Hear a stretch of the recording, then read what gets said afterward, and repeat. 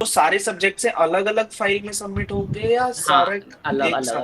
अलग अलग अलग अलग अलग होंगे, ओके। क्योंकि तो ये मैथ सबमिशन के बाद हमारे पास कोई वो रिसिप्ट भी मिलेगी कि हाँ सबमिट हुआ है?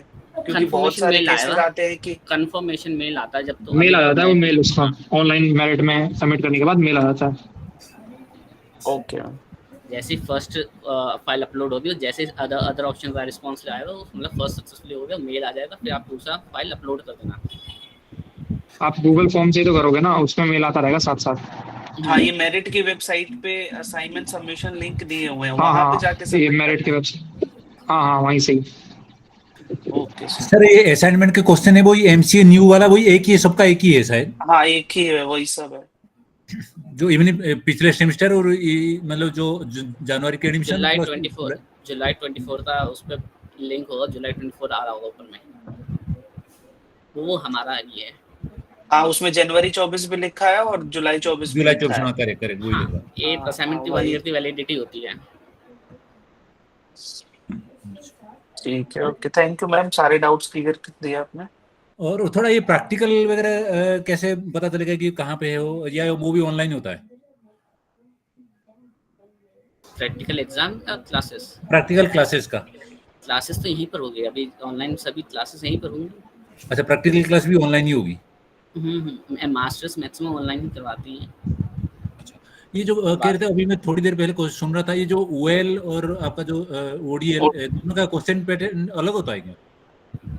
थोड़ा सा डिफरेंट होता है, मैं ओएल तक देखा नहीं, लेकिन थोड़ा सा होता है, प्रैक्टिकल अलग होता है, उनका एग्जाम अलग होता है, पर मतलब ये सेम क्या फॉर्मेट उनका भी एमसीक्यू वही है। एमसीक्यू होता है, ओएल ओनली एमसीक्यू होता है?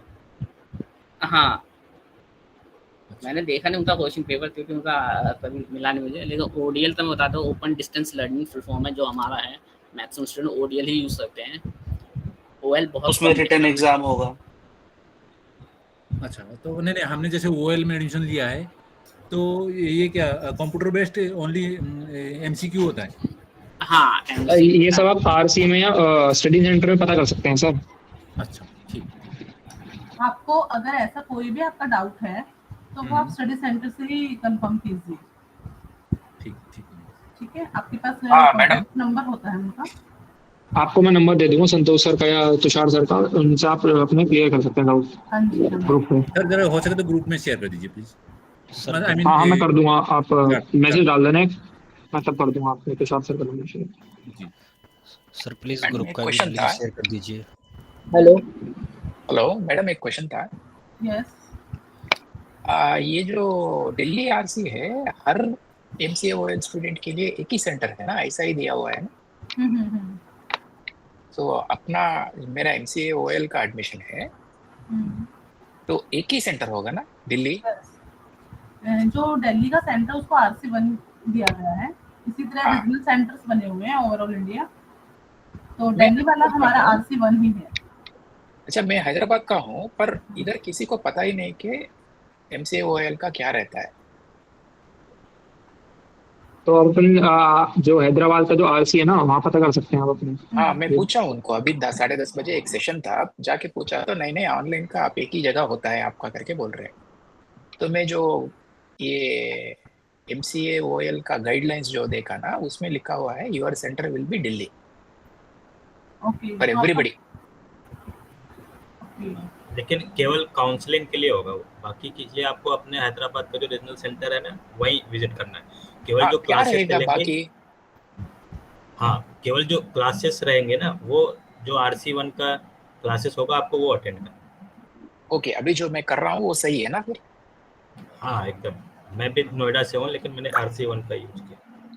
हाँ, क्योंकि अलग कोई इन्फॉर्मेशन है ही नहीं कहीं। जो भी लिंक आपको प्रोवाइड किया गया आप उस लिंक से करो, तो अगर आपको ये वाला लिंक मिला है तो ये आपकी ये वैसा लिंक कोई प्रोवाइड नहीं किया मैडम, मैं वो जो हिसाब से दिल्ली आरसी का वेबसाइट जाके मैं निकाला, मैं ये कोई मेल नहीं आया, कोई मैसेज नहीं आया ऐसा। किसी को भी और ऐसा लर्निंग मैनेजमेंट सिस्टम में भी कुछ है ही नहीं। प्रोग्राम गाइड में ये लिखा है कि MCA का जो काउंसलिंग शेड्यूल है वो RC1 के द्वारा हो, ऐसा सही लिखा है। सही बात, हाँ सही बात। ओ, तो ये थोड़े कंफ्यूजन है, शायद आप क्लियर कर सके तो बहुत अच्छा रहेगा। बाद में भी। एक्चुअली सर हमें भी इन सब चीज़ों की ऐसी इन्फॉर्मेशन नहीं होती, हमें सिर्फ क्लास के लिए लिंक मिलता है कि आप क्लास लेनी है। तो अगर ऐसा कोई भी डाउट है तो आप अपना जो सेंटर है वहाँ से ही कॉन्टेक्ट करके बता दें। सेंटर कुछ है ही नहीं है मैडम, उधर लिखा ही नहीं है, वही प्रॉब्लम है। नहीं, आपके पास कोई कॉन्टेक्ट नंबर तो होगा ना, RC1 का, दिल्ली का, जो भी होगा। दिल्ली नहीं, मैं हैदराबाद से हूँ। कॉन्टेक्ट नंबर तो सर होगा आपके पास। कहीं कोई दिया ही नहीं मैडम, एक लैंडलाइन दिया है, वो लैंडलाइन तो एग्जिस्टेंस ही नहीं है। तो इधर जो रीजन सेंटर एक नजदीक में है, जिसमें जाके पूछा तो वो बोले कि ऑनलाइन का ऑनलाइन ही रहता, हमें पता ही नहीं रहता। जैसे इग्नू दिल्ली की वेबसाइट है ना, तो इग्नू की हैदराबाद की वेबसाइट होगी आपकी इधर की, आप उस पर चेक कर नहीं, सकते हो एक बार। वो गया था, मैं सेंटर पे गया था, वो बोले कि हमारे पास कुछ भी इंफॉर्मेशन नहीं है इसके बारे में।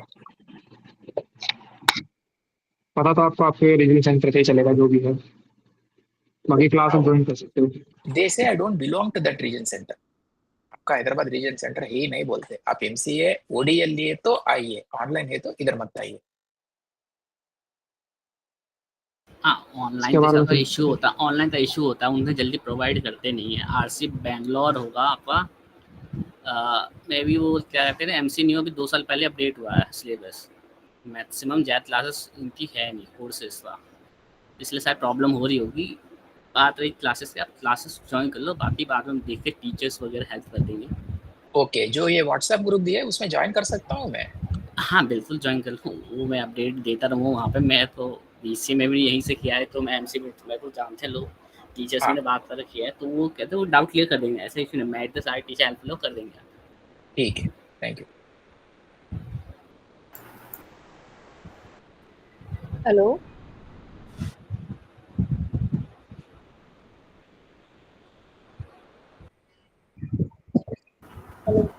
Now we can start your class.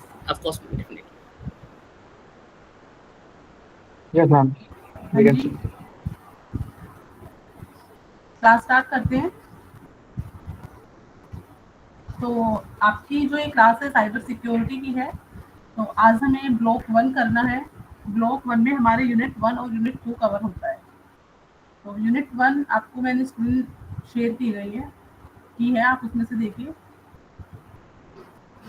तो जो हमारी यूनिट 1 है, that is cyber security issues and challenges.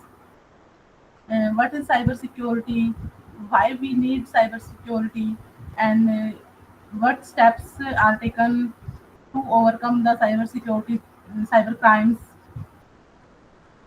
So these are the concept of cyber security, and we will discuss. First of all, what is cyber security and digital security? Visible है screen आप सबको? Yes ma'am. First of all, digital security. What is digital security? Digital security means जो आप online आप use करते हो, online जब आप डेटा शेयर करते हो, देन उस टाइम पे अपने डेटा को प्रोटेक्ट करना।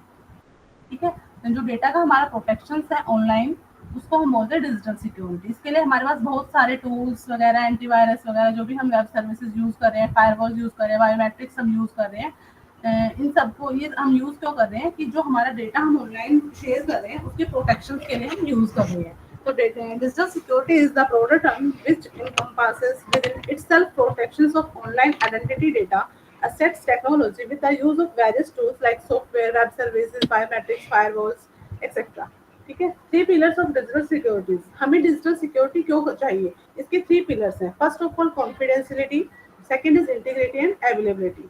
मतलब हमें अपनी इंफॉर्मेशन को कॉन्फिडेंशियल रखना है, इंटीग्रिटी मेंटेन करनी है अपनी इंफॉर्मेशन की, और अवेलेबिलिटी रखना है। इसके लिए हमें डिजिटल सिक्योरिटी की नीड है। ठीक है, ये 3 पिलर्स बताए गए हैं डिजिटल सिक्योरिटी के। फर्स्ट है कॉन्फिडेंशियलिटी, मींस कि जो हमारी प्राइवेट इंफॉर्मेशन है वो हम एटलीस्ट अमाउंट ऑफ पीपल्स को ही शेयर करें, so that to keep it more secure. ठीक है, सेकंड है इंटीग्रिटी। इंटीग्रिटी मींस इंफॉर्मेशन जो आपको आप इंफॉर्मेशन जो शेयर कर रहे हो वो मॉडिफाइड ना हो या करप्टेड ना हो।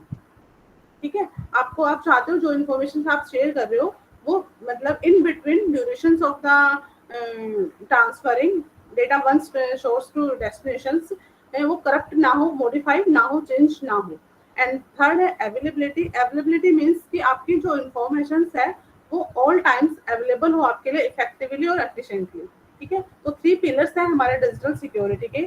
सेकंड आता है डिजिटल सिक्योरिटी टूल्स, मतलब क्या क्या एडवांटेज है डिजिटल सिक्योरिटी की, आपको क्यों चाहिए। तो फर्स्ट ऑफ ऑल आपकी पर्सनल इंफॉर्मेशन को प्रोटेक्ट करना, अनऑथराइज्ड एक्सेस ना हो आपके सिस्टम्स का, आपके डिवाइस का, ठीक है। और आपके जो प्रोटेक्शन से जो अटैक्स आते हैं, हमारे ऑनलाइन जो अटैक्स होते हैं जो हमारी इंफॉर्मेशन को स्टील करते हैं, उनसे हम प्रोटेक्शन चाहते हैं, तो उसके लिए हम बायोमेट्रिक्स यूज कर रहे हैं, ठीक है। तो इस टाइप के ये आपके एडवांटेजेस हैं कि हमें क्यों, क्या क्या फायदे हैं डिजिटल सिक्योरिटी से, क्या क्या एडवांटेज हैं इनके।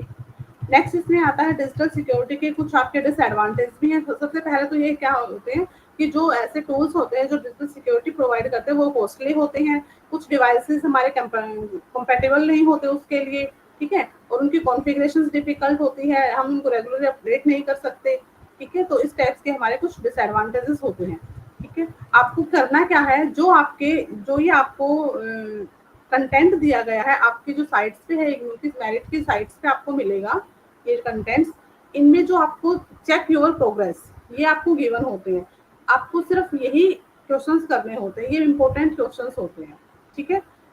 तो जितने भी यूनिट्स हम कवर करेंगे ब्लॉक 1, 2, 3 एंड 4, हर यूनिट में क्या होते हैं, कुछ चेक प्रोग्रेस के क्वेश्चंस आपको मेंशन किए जाते हैं, that is the important questions, ठीक है। तो फर्स्ट चेक प्रोग्रेस क्वेश्चंस है right any 3 benefits of digital security, कि डिजिटल सिक्योरिटी के हमारे 3 बेनिफिट्स क्या हैं। तो सब वही हमारे पिलर्स जो हैं जिसके लिए हम डिजिटल सिक्योरिटी यूज कर रहे हैं, अवेलेबिलिटी, कॉन्फिडेंशियलिटी और इंटीग्रिटी, ठीक है। तो ये आपको करना है। नेक्स्ट इसमें आता है कुछ साइबर इश्यूज हैं आपकी।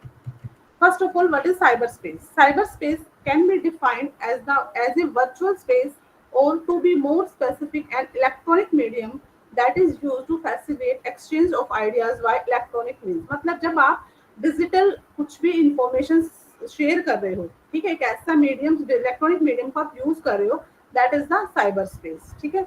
And the crimes which take place in the cyber space are termed as the cyber crimes. Cyber crimes जो आप डिजिटली जब आप यूज कर रहे हो, ठीक है, डिजिटल मीडियम्स को आप यूज कर रहे हो, उस टाइम पे जो आपके क्राइम्स अकर हो रहे हैं, that is the cyber crimes. Next इसमें आता है कि आपको जो साइबर क्राइम्स है वो मतलब टाइप्स ऑफ साइबर क्राइम्स बोल सकते हो आप। फर्स्ट इसमें आता है अनऑथराइज्ड एक्सेस। सबसे पहला क्राइम क्या है कि अगर आप विदाउट एनी परमिशन किसी के सिस्टम को आप यूज कर रहे हो, that is the unauthorised access. Second आता है इसमें distributed denial of service attacks. ये आपके क्राइम्स हैं या अटैक्स बोल सकते हो, साइबर अटैक्स, साइबर क्राइम्स हैं। Distributed denial of service attacks क्या होता है कि हम किसी भी वेबसाइट से मल्टीपल रिक्वेस्ट सेंड करके क्या कर देते हो, उसको ब्लॉक कर देते हो, उस वेबसाइट की जो फंक्शनिंग है उसको ब्लॉक कर देते हो।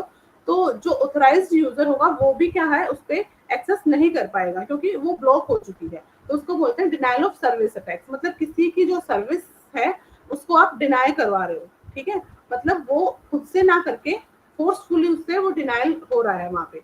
ऐसे ये कब होता है, जब आप किसी वेबसाइट से बहुत सारे एक साथ मल्टीपल रिक्वेस्ट को सेंड कर रहे हो और उसकी फंक्शनिंग को ब्लॉक कर रहे हो, that is denial of service attacks. Next आता है मालवेयर। मालवेयर क्या होते हैं, जो आपके नेटवर्क्स को या आपके डिवाइस को के लिए हार्मफुल होते हैं। कुछ प्रोग्राम्स होते हैं या कुछ सॉफ्टवेयर ऐसे होते हैं जो डिजाइन किए गए हैं सिस्टम्स को, नेटवर्क्स को या टेक्नोलॉजी को हार्म करने के लिए, ठीक है। इसके अंदर आपके वायरस आ गए, ट्रोजन हॉर्स आ गए, रैंसमवेयर्स आ गए, बॉटनेट, स्पाईवेयर, एडवेयर, ये सभी मालवेयर्स होते हैं, ठीक है। नेक्स्ट आता है इसमें सोशल इंजीनियरिंग अटैक्स होते हैं, आपकी फिशिंग होती है। फिशिंग मींस जो सेंसिटिव इंफॉर्मेशन होती है उसको रिवील करना, ठीक है। विक्टिम की जो भी पर्सनल इंफॉर्मेशन, उसका यूजर नेम है, पासवर्ड है, क्रेडिट कार्ड डिटेल्स है, पैन कार्ड डिटेल्स है, इस टाइप्स की जो पर्सनल जो हमारे इंफॉर्मेशन होते हैं, या हम बोल सकते हैं हमारे जो सेंसिटिव इंफॉर्मेशन होते हैं उनको स्टील करना, दैट इज फिशिंग। नेक्स्ट आता है क्रिप्टोजैकिंग। क्रिप्टोजैकिंग होता है कि किसी के सिस्टम्स को अनऑथराइज्ड एक्सेस लेके और उसकी जो क्रिप्टो करेंसी है उसको रिवील कर लेना या फिर उसको स्टील कर लेना, that is cryptojacking. Cyber physical attacks होते हैं। इंटरनेट ऑफ थिंग्स अटैक्स, मतलब जितनी हमारे इंटरनेट से रिलेटेड जितनी भी हम टेक्नोलॉजी यूज कर रहे हैं उन सब पे अटैक्स करना, वेब जैकिंग, किसी की वेबसाइट को जैक कर लेना, हाईजैक कर लेना। ड्राइव बाय डाउनलोड, डाउनलोड जब आप कुछ करते हो वहां से जो आपके वायरस वगैरह होते हैं वो आ जाते हैं, डाउनलोड हो जाते हैं, that is drive bye downloading attacks. की लॉकर्स होते हैं, फार्मिंग होती है, इसमें स्पाईवेयर होते हैं, एडवायर होते हैं कि बहुत सारे एडवर्टाइजमेंट्स आप देके और एडवर्टाइजमेंट्स के थ्रू आप एक ऐसा लिंक दे दिया जाता है, बहुत सारे ऐड आते हैं जिसपे आप बाय मिस्टेक अगर आपने क्लिक कर दिया तो उससे आपकी इंफॉर्मेशन को स्टिल कर लेते हैं, ठीक है। एडवायर होते हैं, स्पाईवेयर होते हैं। Next, check your progress. What is phishing and whether it is a challenge to digital security? Phishing means most popular जो ये अटैक्स है, इसमें क्या होता है, यूजर की जो विक्टिम की क्या होता है, पर्सनल डिटेल्स पे अटैक किया जाता है, ठीक है। तो जो प्रोग्रेस नंबर 2 है, what is fishing and challenges क्या है हमारे इसके लिए, वो आपको करना है। इन सब के सॉल्यूशंस भी एंड में है आपके, तो वहां से आप सॉल्यूशंस कर सकते हो।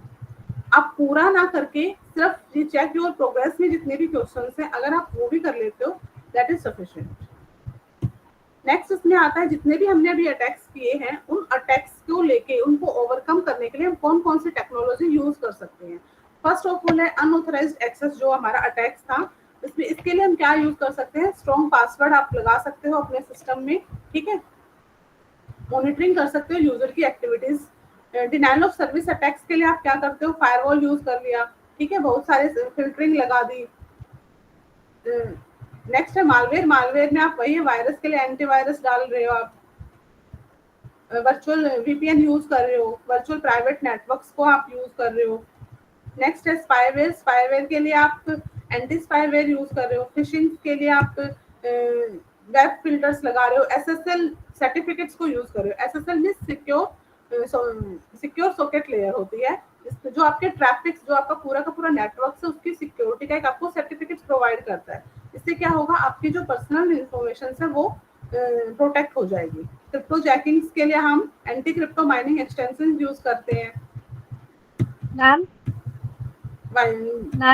यस बोलिए मैम, मेरे को क्रिप्टो जैकिंग में प्रॉब्लम है, आप एक बार दोबारा। क्रिप्टो जैकिंग क्या होती है, क्रिप्टो जैकिंग क्या होती है कि सपोज करो आपका एक यूट्यूब चैनल है, ठीक है, आप यूट्यूब चैनल से कुछ अर्न कर रहे हो, ठीक है, और उस यूट्यूब चैनल्स को आपका कोई हैक कर ले, मतलब आपका जो चैनल्स है, आपके उस चैनल्स को अनऑथराइज्ड एक्सेस कर लिया जाए, और फिर जो आपकी जो अर्निंग हो रही थी वो सामने वाला उस अर्निंग को ले रहा है, that is crypto jacking.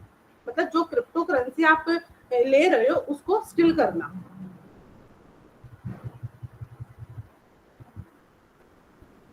Next check progress है आपका, name any 3 cyber security software to fight against cyber attacks. जो आपके साइबर अटैक्स हमने पढ़े हैं उनके लिए कोई भी 3 सॉफ्टवेयर्स आप यहाँ पे मेंशन कर सकते हो। नेक्स्ट आता है cyber security and cyber laws.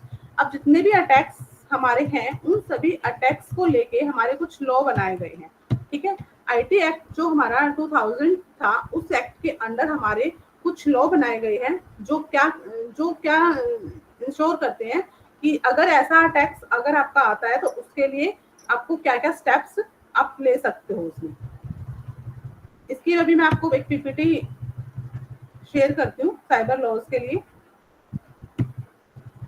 ये आपको याद रखने पड़ेंगे कि कौन सा जो एक्ट है, कौन सा जो अटैक है वो किस लॉ के अंदर आता है। यहाँ पे हर अटैक्स का लॉ लिखा गया है कि सेक्शन 66 के अंडर आता है, 43 सेक्शंस में आता है, जितने भी ये हैं ये आपको करना है। नेक्स्ट आपका इसमें आता है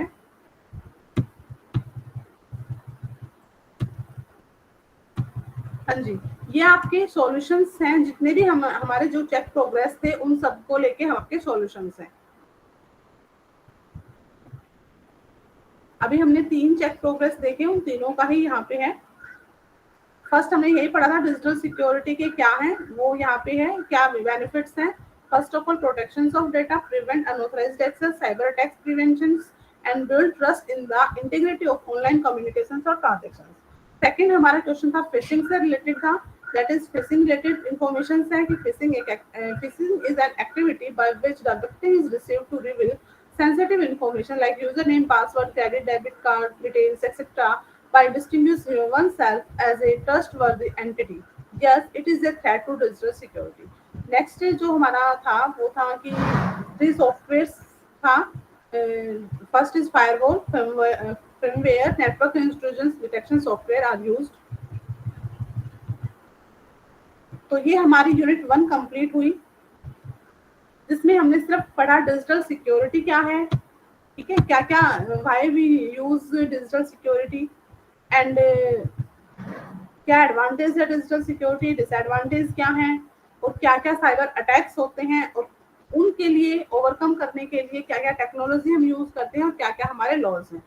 एक बार मैं आपको पीपीटी शेयर करती हूँ साइबर लॉज वाली, वो भी देख लेते हैं एक बार.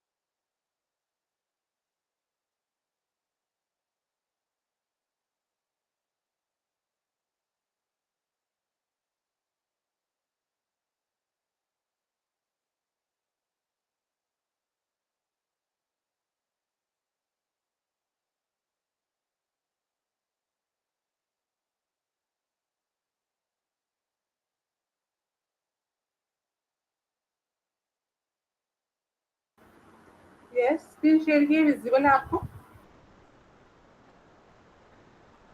Yes ma'am. Okay.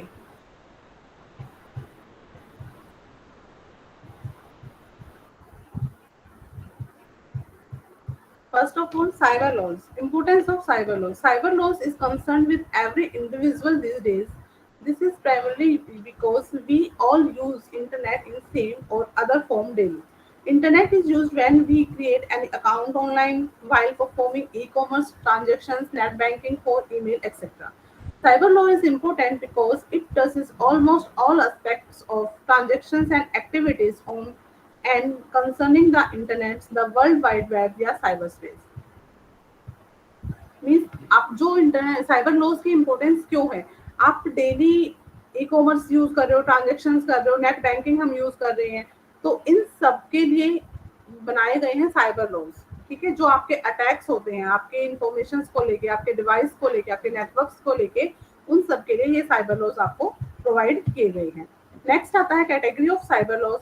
To types के साइबर लॉज होते हैं. First, using a computer to target other computer. आप एक कंप्यूटर को यूज कर रहे हो दूसरे कंप्यूटर्स को टारगेट कर रहे हो, जिसमें आप हैकिंग कर रहे हो, वायरस अटैक्स कर रहे हो. ठीक है. नेक्स्ट आता है using a computer to commit crimes. आप क्राइम्स को कमिट करने के लिए आप सिस्टम्स को यूज कर रहे हो, जैसे आप ऑनलाइन फ्रॉड आपके हो रहे हैं. ठीक है, that is the category of cyber laws. Next है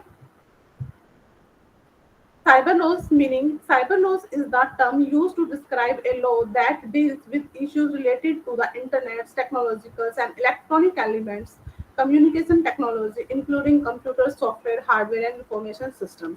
मतलब कुछ लॉज हैं जो आपके इन सभी टर्म से क्या करते हैं, डील करते हैं. जो आप डेली इंटरनेट को यूज करके ट्रांजेक्शन कर रहे हो, नेट बैंकिंग कर रहे हो, ई कॉमर्स आप के लिए आप यूज कर रहे हो, तो उन सब इश्यूज को लेके एक लॉ है जो डील करता है इन सब के साथ. Cyber crimes is a generic term that refers to all criminal activities one using the medium of communication technology components, the internet, cyberspace and worldwide. Cyber crime हम ऑलरेडी डिस्कस कर चुके हैं.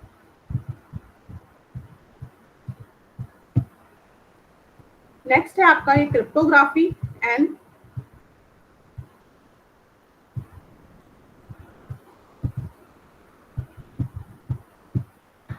तो साइबर लॉस क्या होते हैं, क्या need है, कितने टाइप से साइबर लॉस, कितनी कैटेगरी होती है साइबर लॉस की, ये है। और साइबर लॉस क्या है, क्या क्या लॉ डिफाइन किए गए हैं respective sorry against cyber crimes, वो आपको उस पीडीएफ से करना है। ये पीडीएफ जो है आपको ई ज्ञान कोर्स की एक साइट है, वेबसाइट है, वहां से आपको मिलेगा।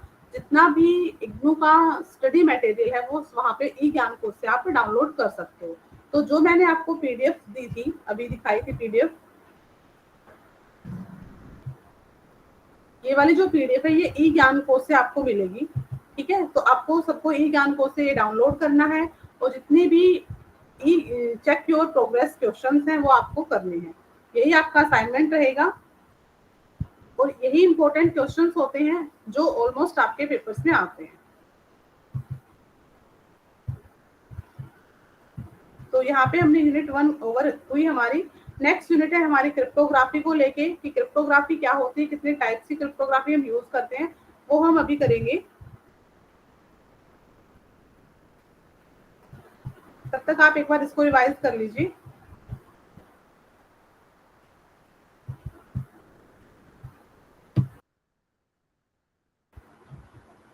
After 10 minutes, we will start the second units cryptography. आप तब तक इसको रिवाइज कर लेना।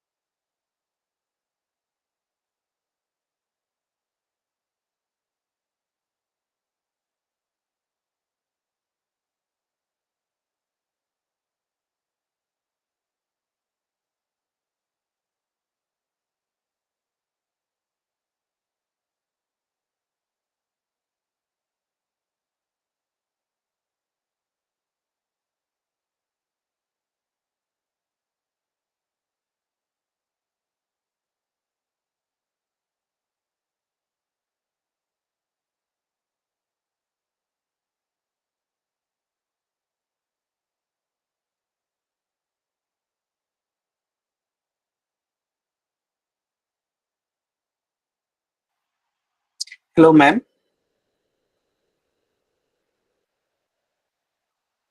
हेलो कविता मैम। ब्रेक है अभी, आए तो वही हो सकता है, आए 10 मिनट में। हेलो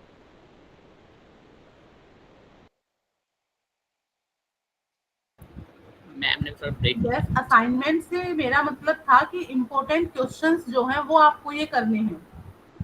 ओके मैम, असाइनमेंट एक तो डाउट आपको मैम, एक डाउट ये है कि जो भी हमारे ये जो वेबसाइट पे ई ज्ञान कोश वाले जो एमसीए के ब्लॉक में जितना भी कंटेंट है सिर्फ इसी को रेफर करना है ना हमें?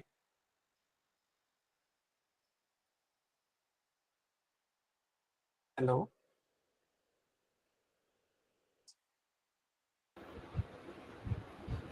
तो वही पढ़नी है, पर अगर एक्स्ट्रा कुछ और भी पढ़ना चाहते हो तो पढ़ सकते हो, ऐसा नहीं कि नहीं कर सकते, पढ़ सकते हो।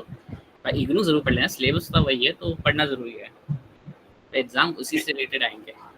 बट एक्स्ट्रा मतलब जो हाँ कंटेंट है उसी में से क्वेश्चंस आएंगे जो इसमें क्वेश्चंस दिए हैं। हाँ हाँ एकदम से नहीं, इसी में से आएंगे। कुछ चेंजेस हो जाते हैं, जैसे अपनी वर्डिंग वो लिख देते हैं, पर देंगे इसी में से, आउट ऑफ सिलेबस नहीं देंगे। ओके, तो इसमें जो गाइडलाइंस में लिखा है कि 75% अटेंडेंस मैंडेटरी एग्जाम मैंडेटरी है। तो हाँ वो हाँ हाँ, अटेंडेंस कैसे लगेगी? वो मैं यहाँ पे नोट हो रहा है तो वहाँ पे नोट चला जाएगा, तो सारा से नोट कर लेंगे बाद में तो बता दिया जाएगा। ओके, क्योंकि हमने फीड में डाल दिया है तो हो जाए। बाद में अटेंडेंस शेयर हो जाती है आफ्टर क्लास। आज तो एक ही क्लास है, नेक्स्ट वीक 2 है, उसमें भी आएंगे। ओके अटेंडेंस एनरोलमेंट से मार्क करवानी है। हाँ, एनरोलमेंट नंबर और अपना नाम एनरोलमेंट नेम नंबर चैट में लिखना है। ओके वाइवा वाज वो वाइवा की बात हुई है यहाँ पे। या वाइवा भी होता है, प्रैक्टिकल के साथ वाइवा भी होता है। अपने स्कूल में वगैरह में दिया होगा वाइवा वगैरह, और कोचिंग होती है उस टाइप की। और जो इसमें असाइनमेंट्स में कोडिंग के क्वेश्चंस हैं उसको पूरा हैंड रिटन लिखना है या टाइप, जो जैसे अब हमने कंप्यूटर में कोड किया वो कॉपी पेस्ट कर सकते हैं? नहीं, वो स्क्रीनशॉट भी लगा सकते हो, ऐसे नहीं कि लिखना है हैंड रिटन है। क्योंकि मैक्सिमम लोग करते हैं कोडिंग करते हैं, उसका जो स्क्रीनशॉट लगा देते हैं वहाँ पर। तो ये इसका कोडिंग फाइनल मतलब जो वो अप्रूवल वो सर से पूछना पड़ेगा? नहीं अप्रूवल नहीं, ये बना सकते हैं। तो लोग हैंड रिटन लिख देते हैं, पर जरूरी नहीं है। प्रैक्टिकल एग्जाम में हैंड रिटन लिखना जरूरी नहीं है। जो कोडिंग है उसका नहीं असाइनमेंट की बात कर रहा हूँ कि कहीं अगर हमने क्वेश्चंस मतलब जैसे उसमें फॉर्म वॉर्म बनाने को है तो वो हम अगर yes please listen me ma'am एक डाउट पहले था। मेरा सुनो फिर आप ओके बताना। देखो, आपको ये जो पीडीएफ है, जो ये कंटेंट है, ये आपको ई ज्ञान कोर्स की साइट पे मिलेगा। Yes ma'am. ठीक है, ई ज्ञान कोर्स की साइट पे आप लॉगिन करोगे तो वहाँ पे आपका पूछेगा कि आपको कौन से एमसीए न्यू है, आपका कौन सा सेमेस्टर है, क्या सब्जेक्ट है, वो सब आपसे पूछेगा और आपको वहाँ से मिल जाएगा।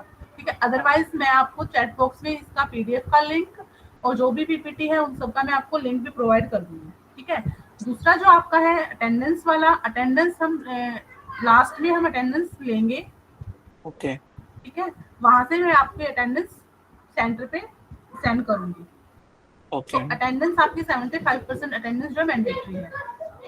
ठीक है, और Yes. जो थर्ड था कि असाइनमेंट वाला, असाइनमेंट का ये है जो असाइनमेंट आपको गिवन है, प्रोवाइड करेगा, जो लिंक आपको मिला हुआ है वहीं पे आपको असाइनमेंट देना है, वही असाइनमेंट देना है। जो मैंने आपको बताया ये आपके इम्पोर्टेंट क्वेश्चंस हैं। मोस्टली जो पेपर आता है वो इन क्वेश्चंस में से ही आता है। ठीक है, बस थोड़ी बहुत लैंग्वेज वो चेंज कर लेते हैं, अदरवाइज टॉपिक्स यही रहते हैं, एसेंस वही रहेगा क्वेश्चंस का और आंसर्स का। ओके, और अटेंडेंस लास्ट में होगी। और जितने भी न्यू स्टूडेंट्स अभी ज्वाइन कर रहे हैं वो अपना चैट बॉक्स में अपना जो एनरोलमेंट नंबर है वो जरूर टाइप करें, क्योंकि आपके एनरोलमेंट नंबर से ही आपकी अटेंडेंस जाएगी। मैम एक डाउट और था। Yes. जो कोडिंग के क्वेश्चंस हैं वो जैसे कंप्यूटर में हम करते हैं तो उसको डायरेक्टली हम कॉपी पेस्ट टाइपिंग फॉर्म में दे सकते हैं या हैंड रिटन देना होगा असाइनमेंट्स में? नहीं, उसको आप कॉपी पेस्ट के फॉर्म में भी कर सकते हो। Okay thank you. हाँ जी, ठीक है। आई थिंक आउटपुट जो है लगाना होता है, कोड तो हमें हाथ से लिखना ही होता था। जो आउटपुट की इमेज होती है वो लगानी होती है। आउटपुट तो आपको पेस्ट करनी ही है, कोड तो आप लिख के दो या कॉपी पेस्ट करके दो, चलेगा। Okay ma'am. ओके ओके हाँ जी, ओके मैडम ये MCS 201 और MCS 202 उसका भी असाइनमेंट लिखना है या नहीं? जो प्रोग्रामिंग पाइथन का होता है, डाटा स्ट्रक्चर एल्गोरिथम। एक्चुअली है ना, मुझे तो सिर्फ यही सब्जेक्ट्स आपका लोड हुआ है 215। अच्छा, हाँ जी, तो मैं इसका ही बता सकती हूँ। बाकी जो आपका दूसरा कोई टीचर है आप उनसे पूछिए। ये तो पेपर पेन पे असाइनमेंट लिखना आपको वही पड़ेगा देना या- है, बस ये इम्पोर्टेंट क्वेश्चंस मैंने आपको बताया है। जो ये चेक प्रोग्रेस में गिवन होते हैं वही इम्पोर्टेंट्स होते हैं, वही पेपर्स में आपके आते हैं। ठीक है मैडम एक छोटा सवाल अटेंडेंस था। अभी होगी लास्ट में, एंड में आपकी अटेंडेंस मैं लूंगी। मैम ये छोटा वाइवा सवाल था से मैडम। क्या यस बोलिए। ये जो असाइनमेंट लिखते हैं ना मैडम, वो पेपर पेन में लिखना है या आईपैड पे लिख सकते हैं मैडम? वो पीडीएफ करके भेज सकते हैं?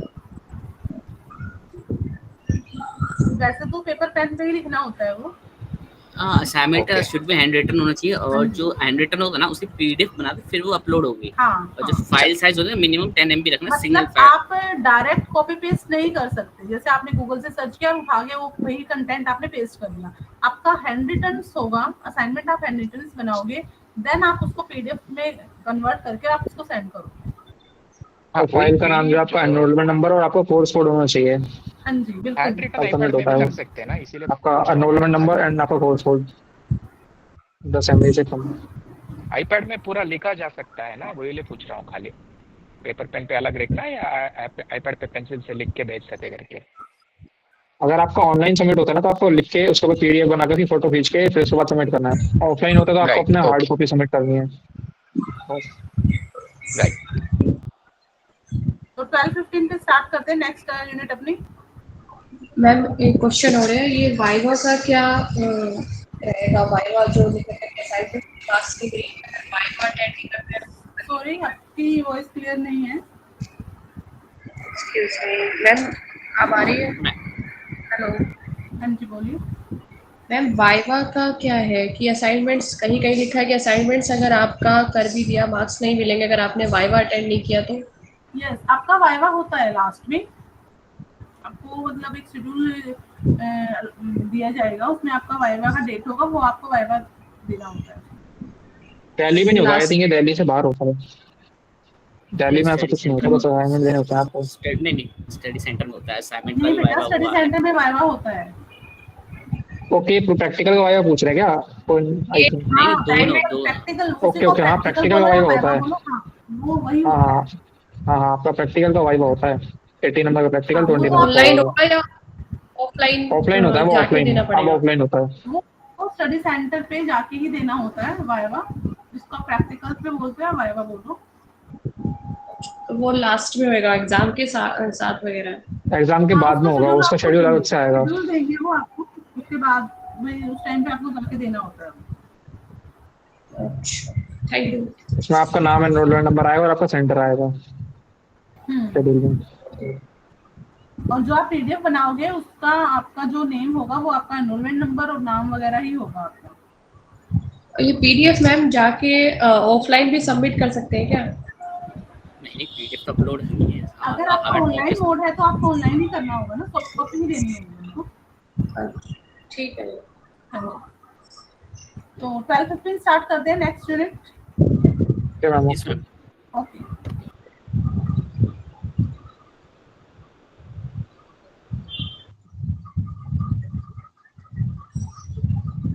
ये ऑनलाइन क्वेरीज के लिए, ऑनलाइन कोर्स के लिए क्वेरीज के लिए कोई हेल्पलाइन या कुछ नंबर मिल सकता है ना?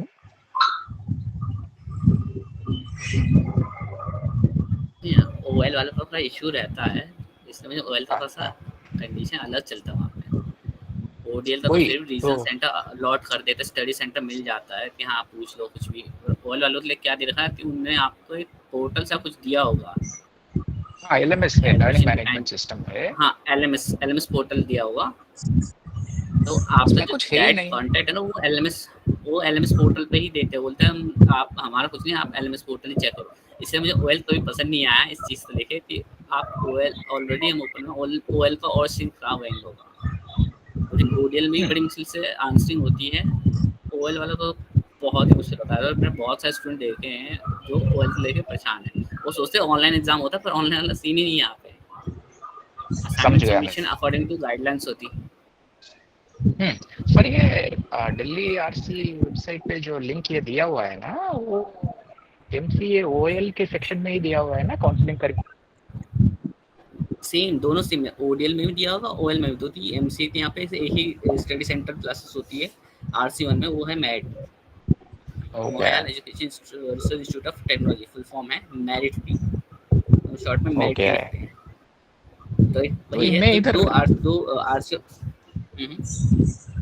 आया मैं आरसी इधर एक जो रीजन सेंटर है ना, उधर आके पूछा अभी मैं 10:30 बजे फिजिकल काउंसलिंग क्लास था, तो बोले खाली ये ओडीएल लोगों के लिए, ऑनलाइन के लिए नहीं है करके भेज दिया मुझे बाहर।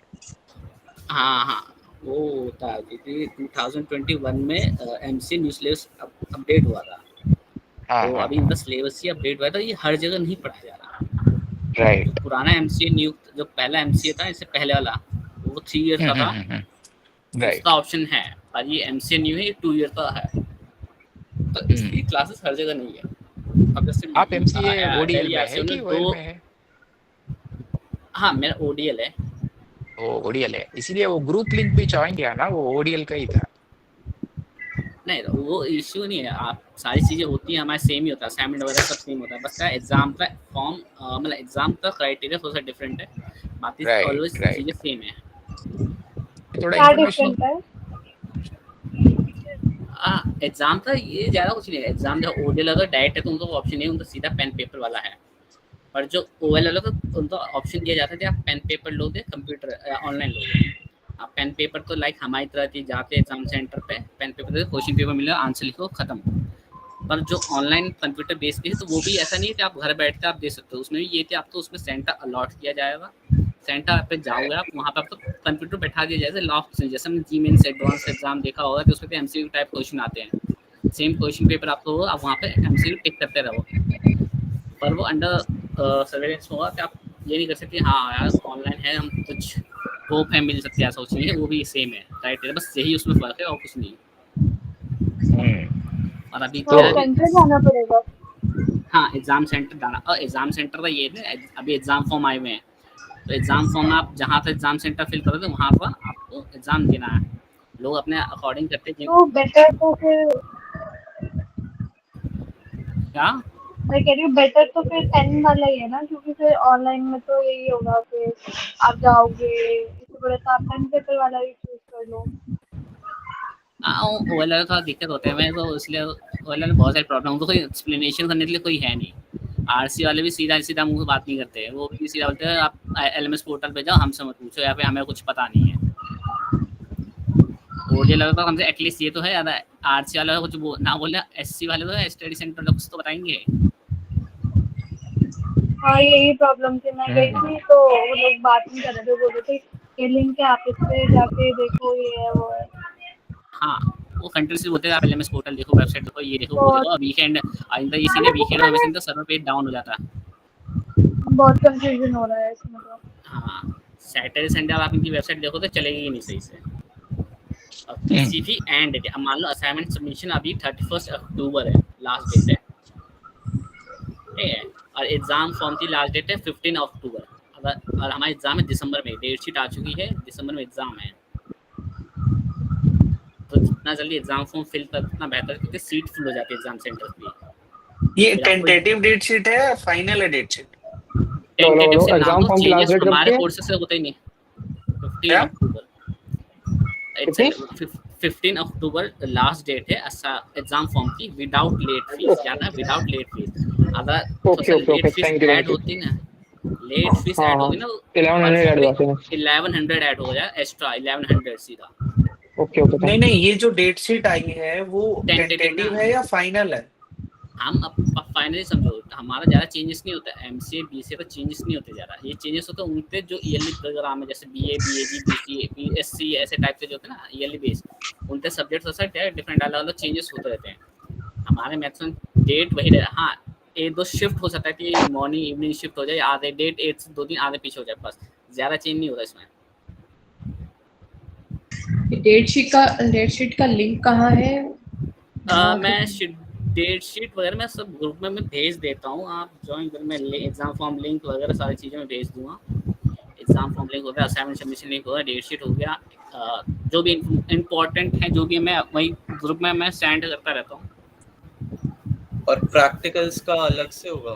प्रैक्टिकल क्लास, हाँ प्रैक्टिकल हमें जो एक मिनट, जो ये हमारी मेरिट की ऑफिशियल वेबसाइट का जो लिंक दिया है मैंने अभी इसमें चैट में, उस पे राइट साइड में सारी चीजें हैं, मैं जितनी भी असाइनमेंट के सबमिशन लिंक है, एग्जाम की डेट शीट है, और बाकी जो भी ओडीएल शेड्यूल और सारी स्टडी मटेरियल्स हैं, merit.ac.in पे राइट साइड में सारे लिंक्स हैं।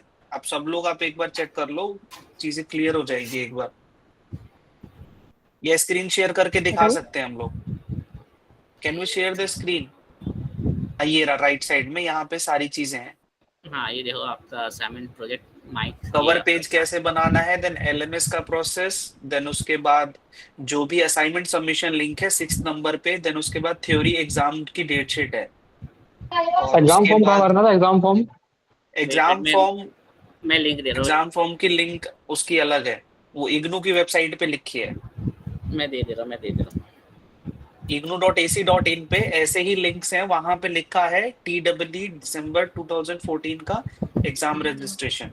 मैं भेज दे रहा हूँ, थोड़ा सा इसमें इश्यू आता है इनकी वेबसाइट। Hello yes hello. हाँ जी, एक क्वेरी सर, अगर पता हो तो, जो एग्जाम फॉर्म हम असाइनमेंट सबमिशन के बाद इस भर सकते हैं, पहले भी फिल कर सकते हैं? पहले फिल कर सकते हो, पर उसमें ये कंडीशन आती थी असाइनमेंट सबमिशन। वो पूछता है क्वेरी है लास्ट में कि आपने असाइनमेंट सबमिट किया है या नहीं, यस और नो में आंसर दे बोला उसने। नहीं, उसमें यस नो का कोई ऑप्शन नहीं है, सिर्फ यस है कि आपको डेट से पहले असाइनमेंट सबमिट करना ही है। अगर सबमिट नहीं होंगे तो फिर आपका एग्जाम नहीं होगा। नहीं, अरे ऐसा नहीं होता, मैं बता देता हूँ। यस करके रखना, आपने असाइनमेंट भले सबमिट किया हो या ना किया हो, वो मैटर नहीं करता। आप यस करके फॉर्म फिल कर रहे हैं, ठीक है। अब असाइनमेंट नहीं, उसमें जब मैंने कल सबमिट किया तो उसमें यस के अलावा कोई और ऑप्शन नहीं है। हाँ, तो आप दूसरा प्रोसीड ही नहीं कर सकते। कुछ लोग ये कहते हैं मैंने बनाया नहीं तो मैं इसमें यस कैसे कर दूं, तो वो वाला अपना कंफ्यूजन आप आगे कंटिन्यू कर देना, ठीक है। पर असाइनमेंट देना जरूर है, क्योंकि वो जरूरी है।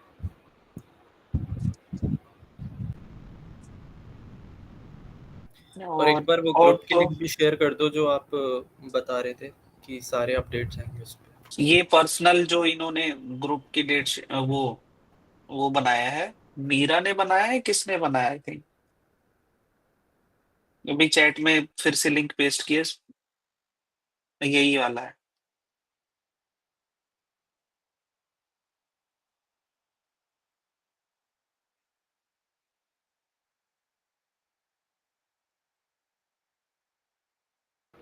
इनवाइट लिंक रिवोक्ड आ रहा है, ज्वाइन नहीं हो रहा। एक सेकंड, लिंक रिवोक नहीं होगा, एडमिन अप्रूव करने के बाद वो फिर ज्वाइन होगा उसमें। नहीं, मैं दोबारा करो, क्योंकि मैंने अभी चेंज नहीं किया। अच्छा, फिर नया लिंक बनेगा उसके लिए? नहीं, मैंने ग्रुप बना रखा है। वो तुषार सर ने कहा था, तुषार सर कितने लोग जानते हैं तुषार सर को?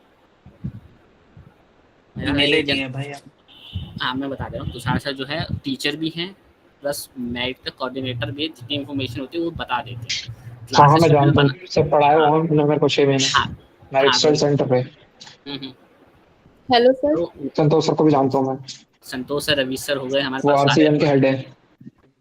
दत्ता सर को जानते हैं, हमारे HOD बता देता हूं, हमारे हेड ऑफ डायरेक्टर जो है दत्ता सर है, डॉक्टर दत्ता। हाँ, दत्ता सर को भी जानता हूँ मैं। तो मेरा बैचमेट है, तो मुझे पता ही है। लास्ट ईयर थे क्या तुम हमारे बैच में? भाई मैं अभी जून में एडमिशन लिया है। सेम मेरा भी वही है। और मेरा दिसंबर पास आउट है BCA लास्ट ईयर। कोई दिक्कत नहीं भाई, कोई। ये अभी मैंने एक स्क्रीन शेयर की है, आप लोगों को दिख रहा होगा। ये वेबसाइट है टेंटेटिव डेट शीट की ignu.ac.in। मैं ये लिंक आपको यहाँ पे शेयर कर देता हूँ। यहाँ पे सब लोग पहले तो ये पहले वो सारे एग्जाम के लिए पहले अपना फॉर्म भर लें, नहीं तो 15 के बाद वो लगेगा, इसमें फाइन लगेगा। ये सबको करना है, और इस जितने भी कोर्सेज सेलेक्टेड होंगे उसके हिसाब से वो पूरा प्राइस कैलकुलेट होगा, जो ये अभी शेड्यूल में दिया हुआ है।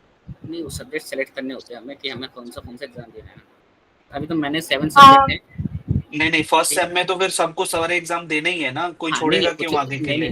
अरे नहीं, मैं कंडीशन बता दे रहा हूँ। मैं तो पता है ना, लोग क्या कर रहे हैं, कुछ अभी करते कुछ बाद में दे रहे हैं, मुझे लगता है कि नहीं अभी हो नहीं पाएगा, दी हुई है इसीलिए 15 तक फाइन नहीं लगेगा हमें। 15 अक्टूबर से सीधे 1100 है, पर वो भी प्रोबेबिलिटी है लगेगा नहीं लगेगा, क्योंकि मेरे लगता है एक बार और एक्सटेंड होती विदाउट लेट फीस। और ये वाली जो ABC ID है, वो ABC और DEB ID वो सबको बनानी है, जहाँ पे हाँ abc.gov.in और deb.ugc.in ये दोनों चीजें समर्थ में लिंक होंगे।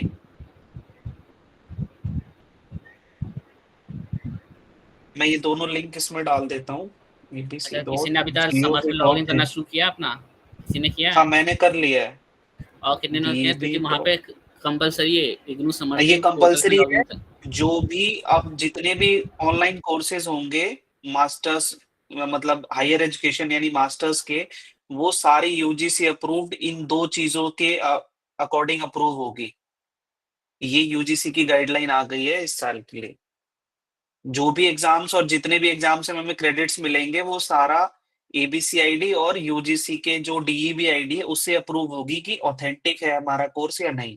पहले होता था कि सिर्फ हम अभी किसी ने भरा तो कितने पैसे लगे, किसी को पता है? क्या एग्जाम फॉर्म को मैंने भरा टोटल फीस कितनी लगी? 2000 ओके ओके, मतलब 7 सब्जेक्ट है टोटल इसमें। 2000 लगे। हाँ, और ये उसके बाद कंपलसरी है बनाना? ये कंपलसरी है, ये कंपलसरी है। ओके, आप लिंक शेयर कर इसी की बेस पे आप दीजिए। एग्जाम दे पाओगे, ये एग्जाम फीस फ्री है है, ये? ये फ्री है, इसमें कुछ नहीं है। 1 मिनट फ्री में नहीं है, फिर से पेड है ये। नहीं नहीं नहीं, एग्जाम पेड है। ये जो आईडीज हैं ये फ्री है। मैं फिर से आप कंप्लीट प्रेजेंट करके दिखाता हूँ आपको।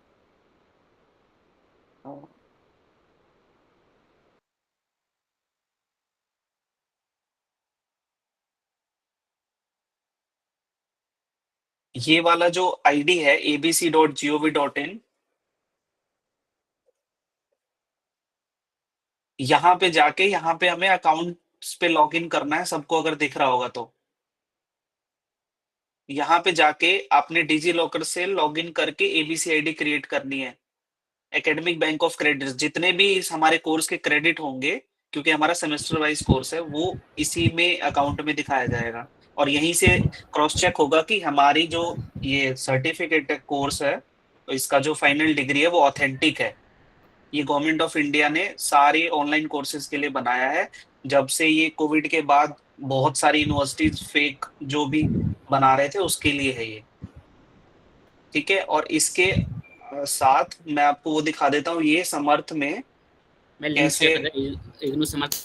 लिंक शेयर कर दिया मैंने उसमें। समर्थ में आपको दिखा देता हूँ कि ये कहाँ लिंक होती है, और ये ऑब्वियसली इसमें लिंक करनी है हमें। सर्विसेज, आईडी कार्ड, ये एबीसी अकाउंट में यहाँ जाके ये लिंक होगी। यहाँ पे ये आईडी ऑफिशियली आपको दिखाएगा, तभी जाके वो बाद में वो हमें वहां पे वो करना है। तो मैंने अभी जैसे एक लिंक और शेयर किया वो इग्नू समर्थ की है, तो अपने इनरोलमेंट नंबर के अकॉर्डिंग वहाँ पर लॉगिन न्यू रजिस्टर करना, क्रिएट करना, तो सेम आपका जो रिप्रेजेंट हो रहा है स्क्रीन, ये डैशबोर्ड आपका बन जाएगा आपका प्रॉपर। यहाँ पे जाके एबीसी अकाउंट क्रिएट करना, क्योंकि आपका न्यू ये है समर्थ अकाउंट ignu.samarth.edu.in। यहाँ पे सबको करना है और यहीं पे सारी चीजों की डिटेल आएगी। नेक्स्ट सेमेस्टर का जो रजिस्ट्रेशन होगा वो यहीं से होगा, वो सब यहीं से होगा, यहाँ से भी होगा या फिर डायरेक्ट लीडरशिप पोर्टल से होगा, दोनों से हो सकता है। भाई डीईबी वाली आईडी भी दिखा दो एक बार। डीईबी, हाँ, जैसे ही एबीसी बनाएंगे ना उसके बाद हमें यहाँ deb.ugc.in पे जाना है। एक मिनट, यूजीसी की वेबसाइट पे जब हम जाएंगे ऑनलाइन,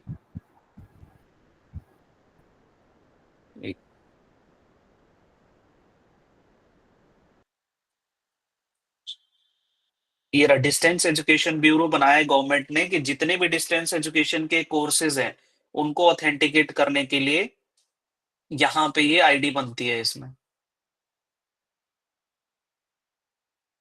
ये रही गेट योर डीईबी आईडी। यहाँ से जाके जैसे ही हम अपनी एबीसी आईडी डालेंगे, यहाँ पे जो भी एबीसी आईडी हमारी जनरेट होगी वो यहाँ पे एबीसी आईडी जनरेट हो जाएगी हमारी। Yes ma'am. This is your cyber security class. No more discussions about your doubts. Okay ma'am, sorry. After class आप कर सकते हो। मैंने बोला जो भी आपका डाउट है अपने मेरिट सेंटर जो है, मेरिट का जो सेंटर है वहां से आप अपना कंफर्म करो। ये आपकी साइबर सिक्योरिटी की क्लास है, कोई डिस्कशन क्लास नहीं है। ओके मैम, ऑलमोस्ट हो गई सारी चीजें, सॉरी मैम। हाँ जी, मैंने आपको रिवाइज करने के का टाइम दिया है, आप अपना डिस्कशन स्टार्ट करके बैठो। जो भी डाउट है जिसका भी है असाइनमेंट को लेके एवरीथिंग, अपना सेंटर बात करो, जो कंसर्न आपका फैकल्टी है वहां से आप उनसे कांटेक्ट करो और अपना कंफर्मेशन लो जो भी है आपका डाउट। ठीक है,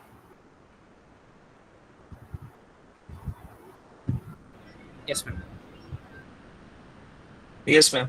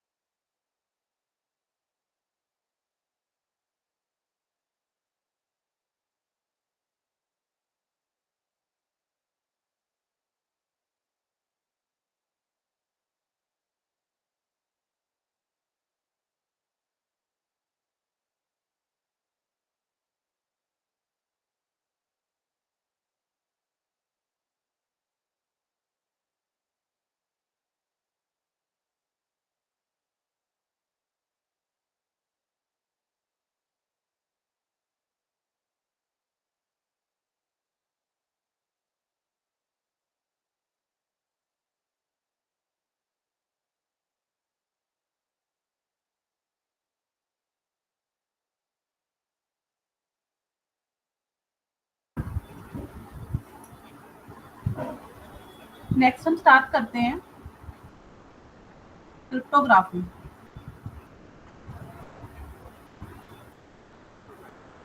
yes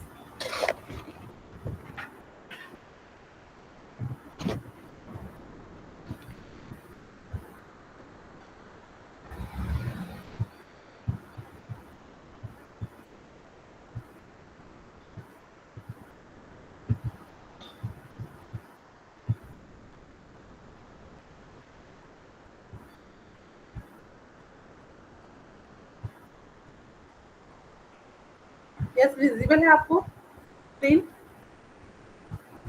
yes ma'am. Okay, next unit है क्रिप्टोग्राफी। What is cryptography? अभी हमने पढ़ा, जब हम डिजिटल सिक्योरिटी की बात कर रहे थे तो हमारे पास 3 पिलर्स थे। फर्स्ट हमारा क्या था? कॉन्फिडेंशियलिटी।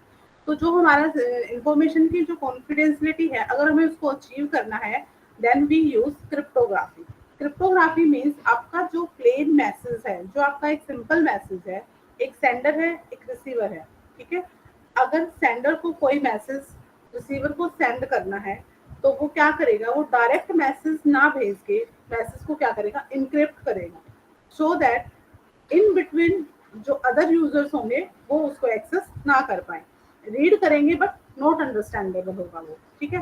तो जो प्लेन टेक्स्ट होता है हमारा, प्लेन मैसेज है हमारा, जो सिंपल मैसेज है, उस पे हम क्या यूज करते हैं? इंक्रिप्शन टेक्निक्स यूज कर लेते हैं, उस मैसेज को इनक्रिप्ट कर लेते हैं। आफ्टर इंक्रिप्शन जो हमारा मैसेज होगा वो क्या होगा? साइफर टेक्स्ट बन जाएगा हमारा, ठीक है। और ये हमारा जो साइफर टेक्स्ट है, वो साइफर टेक्स्ट हमारा ओवरऑल नेटवर्क्स क्या करता है? मूव करता है एंड देन रिसीवर के पास जब जाएगा तो रिसीवर उसको क्या करेगा? डिक्रिप्ट करेगा और उसको वापस से प्लेन टेक्स्ट में कन्वर्ट कर लेगा। देखो, अगर आप एक सेंडर ए है, सपोज करो एक सेंडर ए है, उसको मैसेज बी को मैसेज सेंड करना है। अब जब हम नेटवर्क की बात करते हैं तो हमारे पास कोई डेडिकेटेड लिंक नहीं होता। अगर एक बंदा इंडिया में बैठा है, दूसरा यूएसए में बैठा है, तो इंडिया से यूएसए अगर मैसेज सेंड करना है तो एक डेडिकेटेड लिंक नहीं है। क्या है? बहुत हमारा जो मैसेज आएगा वो मल्टीपल नेटवर्क को क्रॉस करेगा, ठीक है। तो और हम चाहते हैं हमारा जो मैसेज है वो क्या है? सेंसिटिव इंफॉर्मेशन है आपकी, कोई भी जो आपको यूएसए से भी कोई पर्सन है उसको सेंड करनी है। तो ऐसे में हम क्या करेंगे, अगर हम डायरेक्ट अपना मैसेज सेंड करेंगे तो इन बिटवीन बहुत सारे जो राउटर्स हैं, नेटवर्क्स हैं, वो भी उस मैसेज को एक्सेस कर सकते हैं। बट हमारा मैसेज कैसा है, सेंसिटिव है, और हम चाहते हैं सिर्फ बी ही उसको क्या करें, एक्सेस कर पाए। तो उसके लिए हम क्या करेंगे, अपने मैसेज को इनक्रिप्ट कर लेंगे, इनक्रिप्शन टेक्नोलॉजी यूज करके अपना मैसेज हम इनक्रिप्ट कर लेंगे। मीन्स अपने मैसेज को हम कोडिंग कर देंगे, उसको कन्वर्ट कर लेंगे, ठीक है। उससे फिर क्या होगा, जब हम मैसेज को सेंड करेंगे, इनक्रिप्टेड मैसेज को जब हम सेंड करेंगे तो ओवरऑल नेटवर्क जो है मल्टीपल सोर्सेज से वो क्रॉस करेगा, मल्टीपल सोर्सेज क्रॉस करेगा, बट सब उस मैसेज को रीड कर पाएंगे, बस उसको अंडरस्टैंड नहीं कर पाएंगे, ठीक है। क्योंकि हम इंक्रिप्शन टेक्निक्स इस वे में यूज करेंगे ताकि सिर्फ जो रिसीवर है वही उसको अंडरस्टैंड करे, वही उस मैसेज को डिक्रिप्ट कर पाए, ठीक है। इन बिटवीन जितने भी रिसोर्सेज से जो जब हमारा मैसेज जाएगा तो वो उसको रीड करेंगे बट अंडरस्टैंडेबल वो नहीं होगा, ठीक है। तो जो हमारा वो मैसेज बनेगा after encryption, that is cipher text होगा। वो साइफर टेक्स्ट हमारा डेस्टिनेशन पे जाएगा, जो रिसीवर होगा उसके पास जाएगा, और उसके पास भी क्या होगी, उस मैसेज को डिक्रिप्ट करने की कोई टेक्नोलॉजी होगी। जो सेंडर ने टेक्नोलॉजी यूज की है उसी टेक्नोलॉजी के बेस पे वो उस मैसेज को डिक्रिप्ट भी कर लेगा, और फिर रिसीवर क्या करेगा, उस साइफर टेक्स्ट को अपना प्लेन टेक्स्ट में कन्वर्ट कर लेगा आफ्टर डिक्रिप्शन, एंड देन वो उस मैसेज को रीड भी कर पाएगा और अंडरस्टैंड भी कर पाएगा, ठीक है। तो इससे हमारा क्या हुआ, जो हमारे सेंसिटिव इंफॉर्मेशन हम शेयर कर रहे हैं ऑनलाइन, जब हम शेयर कर रहे हैं तो उससे हमारे जो इंफॉर्मेशन है उसकी कॉन्फिडेंशियलिटी क्या हो जाएगी, मेंटेन होगी, अचीव हो जाएगी, ठीक है। दैट इज कॉल्ड क्रिप्टोग्राफी, ठीक है। हमारे पास 2 टाइप्स की क्रिप्टोग्राफी हम यूज करते हैं। फर्स्ट होती है सिमेट्रिक की क्रिप्टोग्राफी एंड सेकंड है एसिमेट्रिक की क्रिप्टोग्राफी, ठीक है। फर्स्ट सिमेट्रिक की क्रिप्टोग्राफी क्या कहती है, सिमेट्रिक का मतलब होता है सेम की, कि जब सेंडर और रिसीवर मैसेज का ट्रांसफॉर्मेशन कर रहे हैं देन एक ही की से वो क्या कर रहे हैं, इंक्रिप्शंस भी करेंगे और डिक्रिप्शंस भी करेंगे। सेंडर सेम की से क्या करेगा, इंक्रिप्ट करेगा डेटा को, एंड रिसीवर उसी सेम की से क्या करेगा, डिक्रिप्ट करेगा। जनरली जैसे हम अपना लॉक लगाते हैं तो जिस की से हमने लॉक लगाया है उसी सेम की से वो लॉक जो है अनलॉक भी होता है, ठीक है। तो सिमेट्रिक की में क्या होता है, सेम की का यूज होता है, मतलब वन की यूज होती है बिटवीन सेंडर और रिसीवर, ठीक है। तो यहाँ पे सेंडर है, अब सेंडर को, ये सेंडर है, उसको रिसीवर को क्या करना है, कोई मैसेज सेंड करना है, ठीक है। तो सिमेट्रिक की में क्या करेगा, उसकी अपनी एक की है, वो की सेंडर को भी पता है और वो रिसीवर को भी पता है, ठीक है। तो सेंडर क्या करेगा, अपनी की से क्या करेगा, इनक्रिप्ट करेगा डेटा को, और रिसीवर जो है सेम की से डेटा को डिक्रिप्ट करेगा, ठीक है।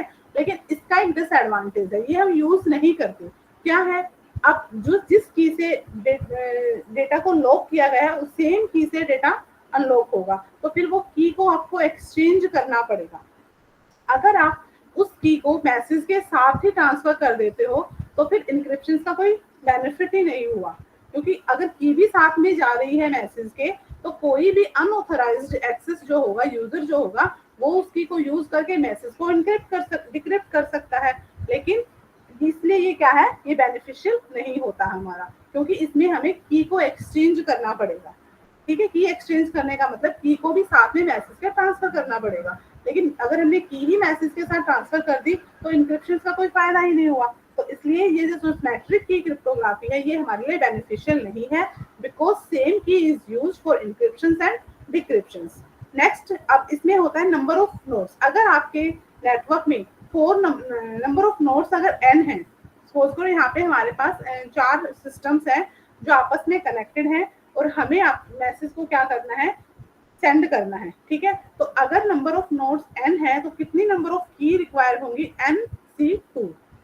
ये फॉर्मूला होता है, इस फॉर्मूले से हम नंबर ऑफ की यहाँ पे फाइंड आउट कर सकते हैं। तो जितने भी हमारे पास नोड्स होंगे उसका हम क्या करेंगे, कॉम्बिनेशंस का फॉर्मूला होता है ना, परम्यूटेशंस और कॉम्बिनेशंस, वो यही फॉर्मूला है यहाँ पे। NC2 फॉर्मूला से नंबर ऑफ की यहाँ पे फाइंड आउट कर सकते हैं। नेक्स्ट इसमें आता है आपका एसिमेट्रिक की क्रिप्टोग्राफी, ठीक है। इसको आप पब्लिक की क्रिप्टोग्राफी भी बोलते हैं।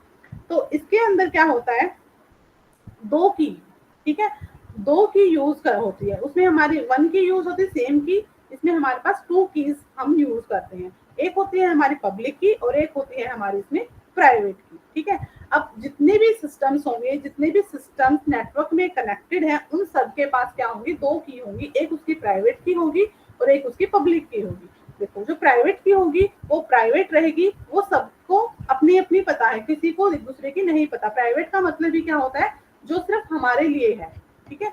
तो प्राइवेट की सबकी अपनी होगी, लेकिन पब्लिक की क्या होगी, वो शेयरेबल होगी, ठीक है। अब सपोज करो 4 सिस्टम्स कनेक्टेड हैं, तो 4 सिस्टम्स के पास क्या है, अपनी पब्लिक की भी है, अपनी प्राइवेट की भी है। तो प्राइवेट की तो सबको अपनी अपनी पता है, लेकिन पब्लिक की सबको एक दूसरे की भी पता होगी, ठीक है। पब्लिक का मतलब ही क्या है, पब्लिक है वो जनरली सबको पता होती है, सबकी पब्लिक की, ठीक है। तो हर सिस्टम्स के पास क्या होंगी, 2 की होंगी, एक पब्लिक की होगी, एक प्राइवेट होगी, ठीक है। अब जो पब्लिक की होती है वो तो क्या होती है, ब्रॉडकास्ट हम कर देते हैं। ब्रॉडकास्ट का मतलब हम जितने भी यूजर्स उस टाइम पे नेटवर्क से कनेक्टेड है, सबको हम ब्रॉडकास्ट कर देते हैं कि मेरी पब्लिक की ये है, ठीक है। तो सबको सबकी पब्लिक की पता चल जाती है। लेकिन प्राइवेट की क्या होती है, किसी को नहीं पता, वो सिक्योर होती है, वो हमारी पर्सनल की होती है, ठीक है। अब यहाँ पे जब हम डेटा को इनक्रिप्ट करेंगे या डिक्रिप्ट करेंगे तो किस वे से हम करेंगे, यहाँ पे हमारे पास 4 केसेस बनते हैं। जब हर सिस्टम के पास 2 कीज हैं, तो यहाँ पे हमारे पास हमारे पास 2 सिस्टम है, एक ए सिस्टम है जो सेंडर है, एक बी है जो रिसीवर है। A wants to send the data to B, A जो है बी को मैसेज सेंड करना चाहता है, ठीक है। तो इसके पास अपनी पब्लिक की है, अपनी प्राइवेट की है, बी के पास भी अपनी पब्लिक की है और अपनी प्राइवेट की है, ठीक है। तो हमारे पास 4 केसेस बनते हैं डेटा को इनक्रिप्ट करने के लिए और डिक्रिप्ट करने के लिए। फर्स्ट केस क्या है, सपोज करो अगर ए मैसेज सेंड करना चाहता है, तो अगर उसने अपनी पब्लिक की से मैसेज को इनक्रिप्ट कर दिया, ठीक है। अगर कोई सेंसिटिव इंफॉर्मेशन है, ठीक है, जो उसको सिर्फ बी को ही देनी है, ठीक है, तो उसके लिए उसने उस मैसेज को इनक्रिप्ट किया अपनी पब्लिक की से। तो फिर अगर उस मैसेज को उसने ओवर द नेटवर्क बी को पास किया, तो क्या वो सिक्योर रहा, नहीं रहा, क्योंकि पब्लिक की एक ही, उसने अपनी पब्लिक की से डेटा इनक्रिप्ट किया है। तो इससे पहले देखो, इसमें हमारा जो पब्लिक की और प्राइवेट की, इनके बीच में एक रिलेशनशिप होता है। क्या रिलेशनशिप होता है, अगर कोई मैसेज पब्लिक की से इनक्रिप्ट हुआ है तो उसी की सेम प्राइवेट की से वो डिक्रिप्ट भी होगा। अगर प्राइवेट की से डिक्रिप्ट हुआ है डेटा, तो पब्लिक की से इनक्रिप्ट होगा। ये इनके बीच में दोनों की का आपस में रिलेशनशिप होता है कि पब्लिक की से इनक्रिप्ट हुआ है डेटा तो प्राइवेट से डिक्रिप्ट होगा, प्राइवेट से इनक्रिप्ट हुआ है तो पब्लिक से डिक्रिप्ट होगा, ठीक है। तो अगर ए अपनी पब्लिक की से डेटा इनक्रिप्ट करता है, तो जब वो मैसेज बी के पास सेंड करेगा, तो अगर बी अपनी पब्लिक की से उसने इनक्रिप्ट किया, तो उसी की प्राइवेट की से क्या होगा, वो डिक्रिप्ट होगा, ठीक है। अब ए की प्राइवेट की तो किसी को नहीं पता, सिर्फ ए को ही पता है। तो क्या ये केस वैलिड है, ये इनवैलिड केस है। अगर उसने अपनी पब्लिक की से डेटा इनक्रिप्ट किया, तो ए की ही प्राइवेट की से वो डेटा डिक्रिप्ट होगा, और ए की प्राइवेट की सिर्फ ए के पास है, बी के पास तो है ही नहीं, तो ये फिर क्या होगा, यहाँ पे डिक्रिप्शन नहीं होगा। तो ये केस क्या है, आपका इनवैलिड केस है। सेकंड केस यहाँ पे क्या बनता है कि अगर ए ने अपनी प्राइवेट की से क्या किया, डेटा को इनक्रिप्ट किया। अगर ए अपनी प्राइवेट की से डेटा इनक्रिप्ट करता है, तो ए की पब्लिक की से क्या हो जाएगा, वो डिक्रिप्ट होना चाहिए।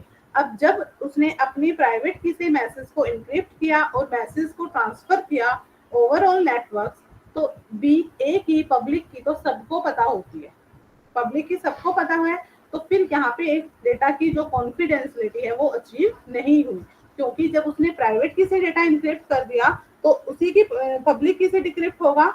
जब उसकी पब्लिक की से डिक्रिप्ट होगा डेटा, तो ए की पब्लिक की तो सबको पता है, बी को भी पता है, सी को भी पता है, डी को भी पता है, जितने भी यूजर्स उस टाइम नेटवर्क में से कनेक्टेड हैं उन सबको पता है। तो फिर यहाँ पे डेटा कॉन्फिडेंशियल नहीं रहेगा। थर्ड केस इसमें हमारा आता है कि अगर हम, अब ए ने तो अपनी दोनों की से इंक्रिप्शन करके देख लिया, पब्लिक से भी किया, ये भी इनवैलिड केस था। अगर वो अपनी प्राइवेट से करता है, ये भी इनवैलिड केस है। अब हम बी की बात करते हैं। अगर उसने बी की प्राइवेट की से डेटा को इनक्रिप्ट कर लिया, अगर बी की प्राइवेट की से ए मैसेज इनक्रिप्ट करता है, तो ये भी इनवैलिड होगा, क्योंकि बी की प्राइवेट की तो बी के पास है, ए के पास तो उसकी प्राइवेट की है ही नहीं, तो वो इंक्रिप्शन होगा ही नहीं। तो ये वाला केस भी हमारा क्या है, इनवैलिड है। तो 1 केस 1, 2 एंड 3 तीनों केस आपके क्या है, इनवैलिड है, क्योंकि ये एग्जिस्ट ही नहीं कर रहे हैं यहाँ पे, इससे हमारे इंक्रिप्शन और डिक्रिप्शन का जो रूल है वो फॉलो नहीं हो रही।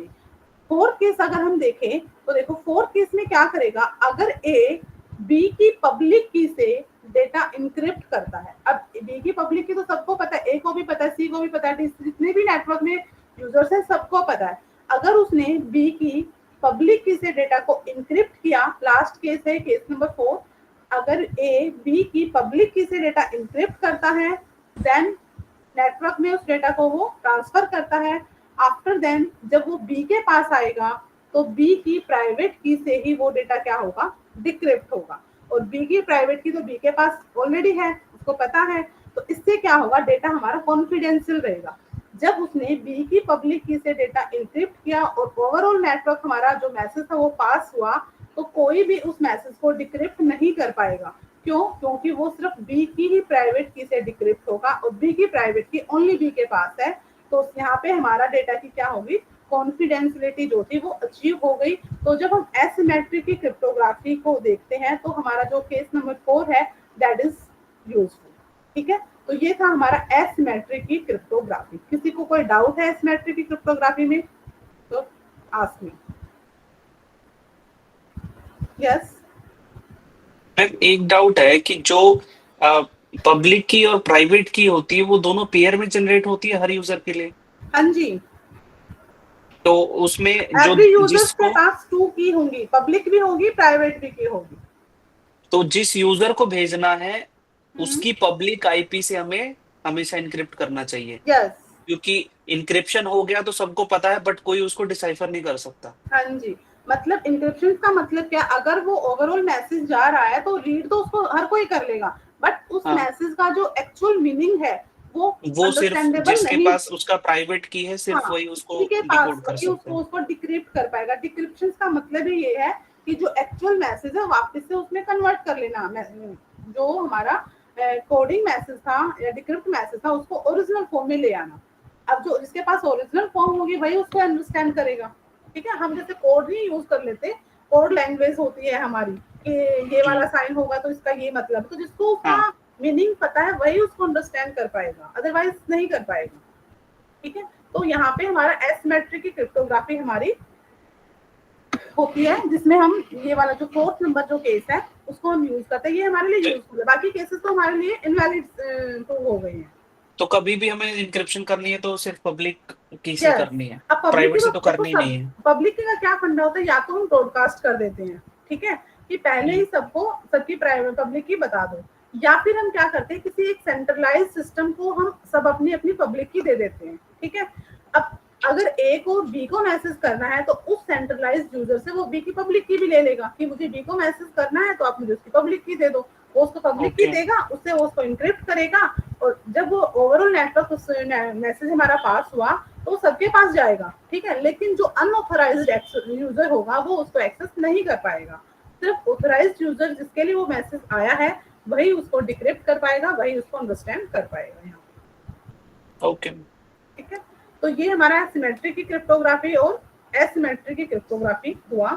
सेकेंड यूनिट में सिर्फ हमारा यही एक टॉपिक है, what is cryptography and 2 types of cryptography and उनका क्या डिफरेंस है, कैसे उनकी वर्किंग होती है।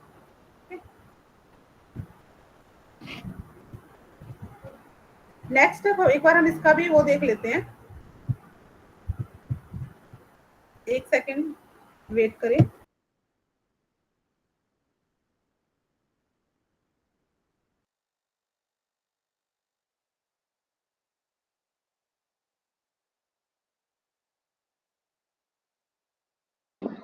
मैम आप इसकी पीडीएफ शेयर कर देंगे या हम लोग स्क्रीनशॉट ले लें? हाँ जी बेटा। मैम आई सेड कि आप इसकी पीडीएफ शेयर कर देंगे ग्रुप में या इसका स्क्रीनशॉट लेना है? नहीं, मैं जब हमारी लास्ट क्लास होगी या फिर इसी क्लास के लास्ट में मैं आपको जो कंटेंट हमारा है स्टडी मटेरियल्स वो भी, उसकी पीडीएफ भी और ये पीपीटी भी, उनका लिंक आपको प्रोवाइड कर दूंगी मैं। ठीक है, यस। हम एक बार वो भी देख लेते हैं जो हमारे पास पीडीएफ है यूनिट 2 का।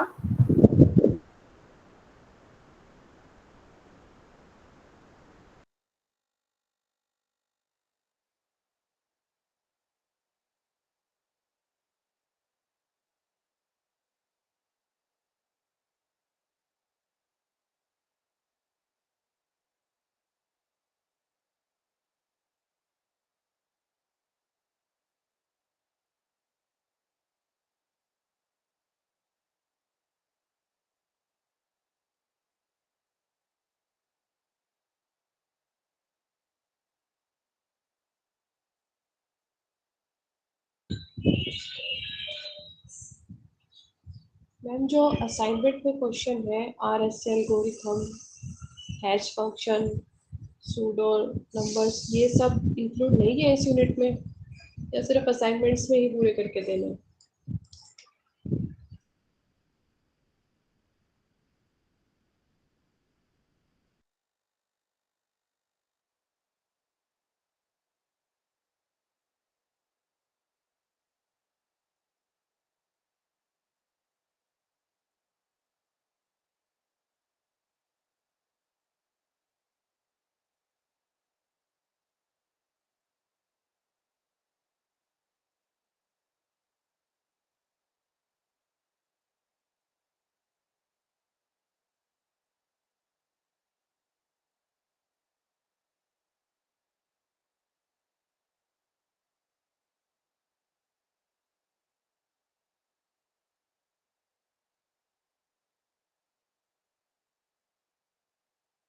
हेलो।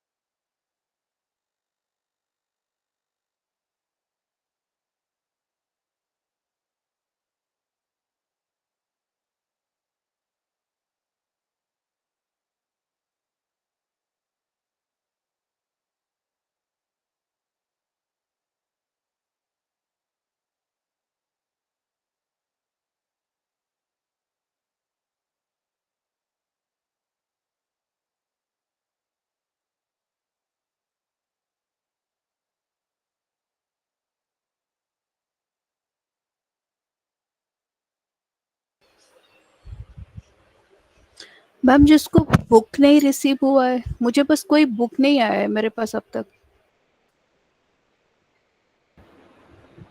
आरसी से जाके ले सकते हो, आपने ली नहीं होगी हार्ड कॉपी से ले आओ। कहाँ से?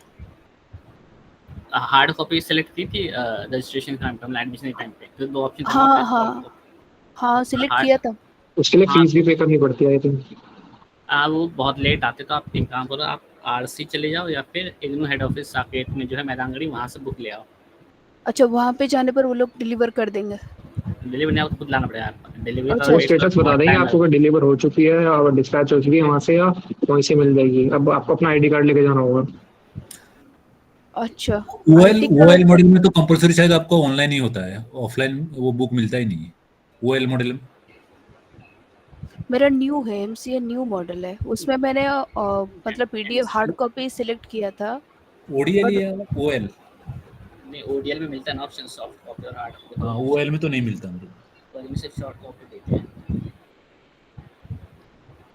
हां, अगर आपने हार्ड कॉपी सेलेक्ट किया ना, तो मैं पहले हाँ, मैंने हार्ड कॉपी सिलेक्ट किया था। स्टडी मटेरियल स्टेटस देख लीजिए, आप देख लेना, उसमें यहाँ पे डिस्पैच का ऑप्शन आ रहा होगा, आपको वेट करना, नहीं तो आप खुद वहाँ जाके ले लेना, बहुत टाइम लगेगा।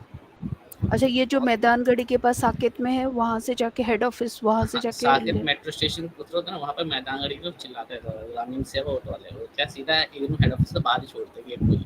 वहाँ जाना, वहाँ पे 10A ब्लॉक में वो ऐसे गार्ड को बता देना, तो बुक्स लेने तो आपको 10A या 10B में भेज देगा कि आप वहाँ से बुक ले लो, ऐसा। अच्छा ठीक है, ठीक है, ठीक, थैंक यू। अच्छा, उससे पहले मैं एक लिंक दे रहा हूँ ना, इसमें अपना एनरोलमेंट नंबर डाल के अपना स्टेटस देख लो, आपको डिस्पैच हुई है या नहीं, क्या है स्टेटस।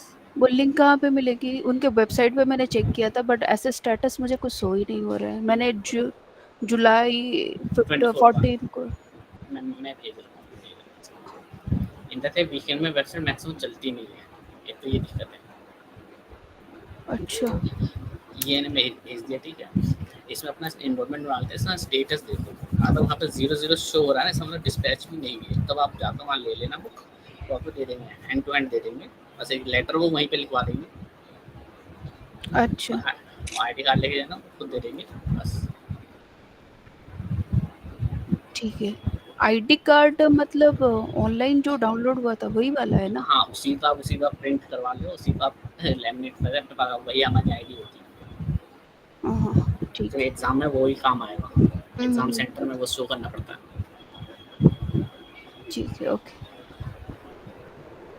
Hello sir. अरे मैं भी बैच में थी वो। सर मेरा ये डाउट था ना, जैसे मेरे पास 2 सब्जेक्ट और है 201 एंड 208, इसका असाइनमेंट, इसका भी असाइनमेंट बनाना पड़ेगा? हमने बीसीए से पहले डायरेक्ट पीजीडीसीए से आई है। नहीं मैंने बीकॉम किया है, बीकॉम के बाद मैंने एमसीए में एडमिशन लिया है। हाँ, तभी उन्होंने दिया हुआ ये। तो इसका मैंने असाइनमेंट में देखा, तो असाइनमेंट में मतलब ये सब्जेक्ट तो मेरे पास है, इनकी भी असाइनमेंट बनानी पड़ेगी। नहीं तो मैंने खुद उनका असाइनमेंट क्वेश्चन पेपर देखा नहीं है, पर मैं पूछूंगा या फिर तुषार सर का ग्रुप में नंबर शेयर कर देता, तुषार सर का स्टडी सेंटर का नंबर दे देता हूँ, उनसे बात कर लेना। वैसे इनका असाइनमेंट मैंने भी नहीं देखा अभी तक। Yes sir. एग्जाम वगैरह था तो एग्जाम भी देनी पड़ेंगी इन सब्जेक्ट की? हाँ, वो सब तो देना पड़ेगा, पढ़ने के लिए देते हैं, क्योंकि लोग जो कहते हैं जो नॉन बीसीए से आते हैं ना, नॉन बीसीए फिर ऐसे बीएससी जो कंप्यूटर लाइन से नहीं आता, उन्हें ये एक्स्ट्रा लेना पड़ता है पढ़ने के लिए। ओके सर, ठीक है, आप उनका कांटेक्ट नंबर दे दीजिए, मैं उनसे एक बार बात कर लेती हूँ। ठीक है, मैं ग्रुप में डाल दूँ। Okay sir, thank you. ये चार्ट में शेयर कर देंगे तो मुझे भी चाहिए, एक्चुअली मेरा भी सेम ही है, 9 पेपर है मेरा। यस, आप सबको मौका मिलते ही आप शुरू हो जाते हो। बेटा जो ये मोहित गुप्ता, वो आप इनको एक जो चार्जर का नंबर है या जिसका भी आपके पास नंबर है कंसर्न फैकल्टी का, आप शेयर कर दो, जो भी डाउट है वहां से क्लियर करो बेटा, यहाँ मत करो। सही है। यस, हाँ, एक्चुअली मैम फर्स्ट टाइम है तो कोई आइडिया नहीं है। आपके डाउट्स होंगे। हाँ। बट जो भी डाउट है आप ना वहां से क्लियर करो ना, सर से कांटेक्ट करो, वो आपको सारे डाउट्स आपके क्लियर कर देंगे। ठीक है मैम, ओके। ठीक है, असाइनमेंट्स को लेके है, पीडीएफ को लेके है, एवरीथिंग जो भी आपका डाउट्स है वो आप वहां से क्लियर करो। आपको नंबर दे दो इनको, आपका जो ग्रुप वगैरह है, या फिर चैट बॉक्स में ही नंबर डाल दो, वहां से आप कर दो। ठीक है, चैट बॉक्स में ही डाल देते हैं, हम ले लेते हैं। आपने अभी थोड़े सेकंड मतलब थोड़े टाइम पहले बोला कि ये जो पीडीएफ है आप ग्रुप में शेयर करेंगे। हाँ जी, मैं कर दूंगी ग्रुप में शेयर, पीडीएफ भी कर दूंगी, पीपीटी का भी कर दूंगी, लिंक शेयर सब कर दूंगी। नहीं, एक्चुअली मेरा कंसर्न ये है कि कोई ग्रुप बना है, मुझे पता नहीं, मैं किसी ग्रुप में ऐड नहीं हूँ। ये तो मुझे भी नहीं पता ग्रुप वगैरह का। तो फिर आप कहाँ पे शेयर करेंगे इसको? यहाँ चैट बॉक्स में, यहीं पे। अच्छा, चैट बॉक्स में शेयर करेंगे, ठीक है। मैं देन व्हाट्सएप शेयर कर दूंगा, वो ग्रुप है तो साथ से उसमें भी है। हाँ, आप ऐसा कीजिए, व्हाट्सएप नंबर ही शेयर कर दीजिए जहाँ पे आपका एक ग्रुप बना हुआ है, और वहाँ से आप अपने डाउट क्लियर कर लीजिए। ठीक है, ठीक है। तो एक बार हम इसे समरी देख लेते हैं। चैप्टर यूनिट 2 का है ये हमारा, जो हमने पढ़ा है वही है। हाँ जी, यस। मुझे पूछना है, जो आपने एसिमेट्रिक वाला कॉन्सेप्ट पढ़ा है, इसी को हम एंड टू एंड एन्क्रिप्शन बोलते हैं क्या? Yes, end to end encryption, जो हम व्हाट्सएप वगैरह पे देखते हैं ना, एंड टू एंड एन्क्रिप्शन से वही एन्क्रिप्शन है। देखो, एंड टू एंड का मतलब ये नहीं है कि डेडिकेटेड लिंक है हमारे पास, मतलब जिस यूजर जो सेंडर है, जो रिसीवर, उनके बीच में मतलब डायरेक्ट कनेक्शंस नहीं होता। बस इसमें यही होता है कि मल्टीपल यूजर्स हैं इन बिटवीन, बट हमारा कनेक्शन जिसके साथ है वही हमारे मैसेज को रीड कर पा रहा है, अंडरस्टैंड कर पा रहा है। एंड टू एंड एन्क्रिप्शन यही होता है आपका। मैम, बट अगर मैंने सक्सेसफुली किसी और कंप्यूटर का उसका प्राइवेट की मैंने एक्सट्रैक्ट कर लिया, तो उसके बाद तो मैम सारे इंक्रिप्शन मैं खुद पढ़ पाऊंगा, तो उसका कोई फायदा थोड़ी तो हैकिंग होगी ना। अगर आप किसी के प्राइवेट डेटा, प्राइवेट की को आप एक्सेस कर पा रहे हो, इसमें आप हैकिंग कर रहे हो। तो मैम उसके लिए कोई मेजर्स है कि उससे प्रोटेक्ट कैसे करना है, ऐसा टाइप का? तो फिर आपके लिए हैकिंग वाले जो हमने टेक्नोलॉजी पढ़ी थी वही यूज करेंगे। प्राइवेट की तो हम किसी की यूज ही नहीं कर सकते ना, वो हमारी पर्सनल इन्फॉर्मेशन है। ओके, वो तो फिर हैकिंग होगी ना, वो कम्युनिकेशन नहीं हुआ, दैट इज हैकिंग। ठीक है ना। अभी हम यही तो पढ़ रहे हैं, साइबर सिक्योरिटी, हम यही तो हम पढ़ रहे हैं कि हमें पर्सनल इन्फॉर्मेशन नहीं लेनी किसी की। तो एंड टू एंड एन्क्रिप्शन बोलो या एसिमेट्रिक एन्क्रिप्शन बोलो, वो वही है, क्योंकि हमारे पास कोई डेडिकेटेड लिंक नहीं है। यूजर्स और सेंडर और रिसीवर के बीच में कोई डेडिकेटेड लिंक नहीं है, मल्टीपल यूजर्स हैं। एक नेटवर्क में तो बहुत सारे यूजर्स होते हैं ना, लेकिन हमें तो अपना मैसेज स्पेसिफिक को ही भेजना है। ठीक है, तो ये समरी है, एक बार Basically हम in देख लेते हैं। हाँ जी, बोलिए। basically in cryptography we are using that one for to like confidential our हाँ message. Ji, yes. So like like you can said few second before it is symmetric and another one is asymmetric. So asymmetric में last वाला जो conditions है when sender send a message, that time sender use public key, but when the receiver receive that message, that time the receiver use private key. So उसी clause पर ही asymmetric वाला applicable हो रहा है, but symmetric का फिर क्या role है? सिमेट्रिक का रोल क्या है? पहले हमारा सिमेट्रिक ही यूज होता था, उसमें फिर हमारी की का एक्सचेंज होता था ना, तो तभी तो उसको ओवरकम किया बेटा। उसमें ये हमारी क्या हुई, डेटा की कॉन्फिडेंशियलिटी मेंटेन नहीं हुई। पहले यूज हुआ सिमेट्रिक वाला, लेकिन उसमें हमारा डेटा जो था वो सिक्योर नहीं था। ओके, अच्छा, सिक्योर नहीं था, तभी तो उसको ओवरकम करके हमने एसिमेट्रिक वाला टेक्नोलॉजी फॉलो किया। Okay, to overcome that symmetric one, we were using asymmetric. Yes. Cryptography. Okay. ठीक है, तो ये पीडीएफ में आपको कंप्लीट दे दूंगी। एक बार हम समरी देख लेते हैं। इंक्रिप्शंस वही है। इंक्रिप्शंस क्या होता है, 2 टाइप्स के हमारे इंक्रिप्शंस होते हैं, आरएसए और डीईएस। जो डीईएस है वो हमारा सिमेट्रिक बेस्ड है, आरएसए हमारा एसिमेट्रिक बेस्ड है। ठीक है, इसमें सिमेट्रिक के अंदर हम सेम की यूज करते हैं, एसिमेट्रिक में हम दोनों की यूज करते हैं। एक डिजिटल सिग्नेचर्स होता है हमारा, जिसमें हम जो हमारी इंफॉर्मेशंस होती है उसको हम साइन कर लेते हैं कि साइन डेटा है हमारा, उसको डिजिटल सिग्नेचर बोलते हैं। मतलब अगर पूरे डेटा के बाद लास्ट में एक साइन है, it means that is the secured है हमारा। ठीक है, एंड डिजिटल सर्टिफिकेट्स होता है हमारे पास, हैश फंक्शंस वगैरह। ये इंपॉर्टेंस नहीं है, बस इसमें हमारा सिर्फ क्रिप्टोग्राफी वाला जो पॉइंट्स है that is importance. 2 types of cryptography है। ये चेक प्रोग्रेस जितने भी हैं इनका उनका सॉल्यूशन से नीचे। ठीक है, तो सिर्फ आपको चेक प्रोग्रेस कर लेना सफिशिएंट है आप सबके लिए। तो ये जो पीडीएफ यूनिट 1 की है, यूनिट 2 की है, एंड जो पीपीटी है वो लिंक शेयर आज तो नहीं कर पाऊंगी, लेकिन जब नेक्स्ट क्लास हमारी है, शायद नेक्स्ट संडे है, नेक्स्ट संडे हमारी फिर क्लास है, उसमें मैं आपको कंप्लीट लिंक प्रोवाइड कर दूंगी, कंप्लीट यूनिट 1 का भी, 2 का भी, और शायद जो नेक्स्ट क्लास होगी उसमें हम यूनिट 3 और 4 भी कवर कर लेंगे। ठीक है, और लास्ट में जब लास्ट क्लास जो होगी उसमें मैं आपको प्रीवियस क्वेश्चन पेपर भी इसका लिंक प्रोवाइड कर दूंगी, जिससे आपको हेल्प मिलेगी कि किस टाइप के क्वेश्चंस आपके पेपर में आते हैं। ठीक है, तो एक बार अटेंडेंस ले लेती हूँ मैं। मैम एक क्वेश्चन है, जो आरएसए एल्गोरिथम हैश फंक्शन जो असाइनमेंट्स में दे रखे हैं उनको इसी सेकंड यूनिट से ही पूरा करना है? यस, उनका देख लेना, उसमें एग्जांपल्स भी हैं और वो भी हैं। 1 सेकंड में अटेंडेंस लेती हूँ।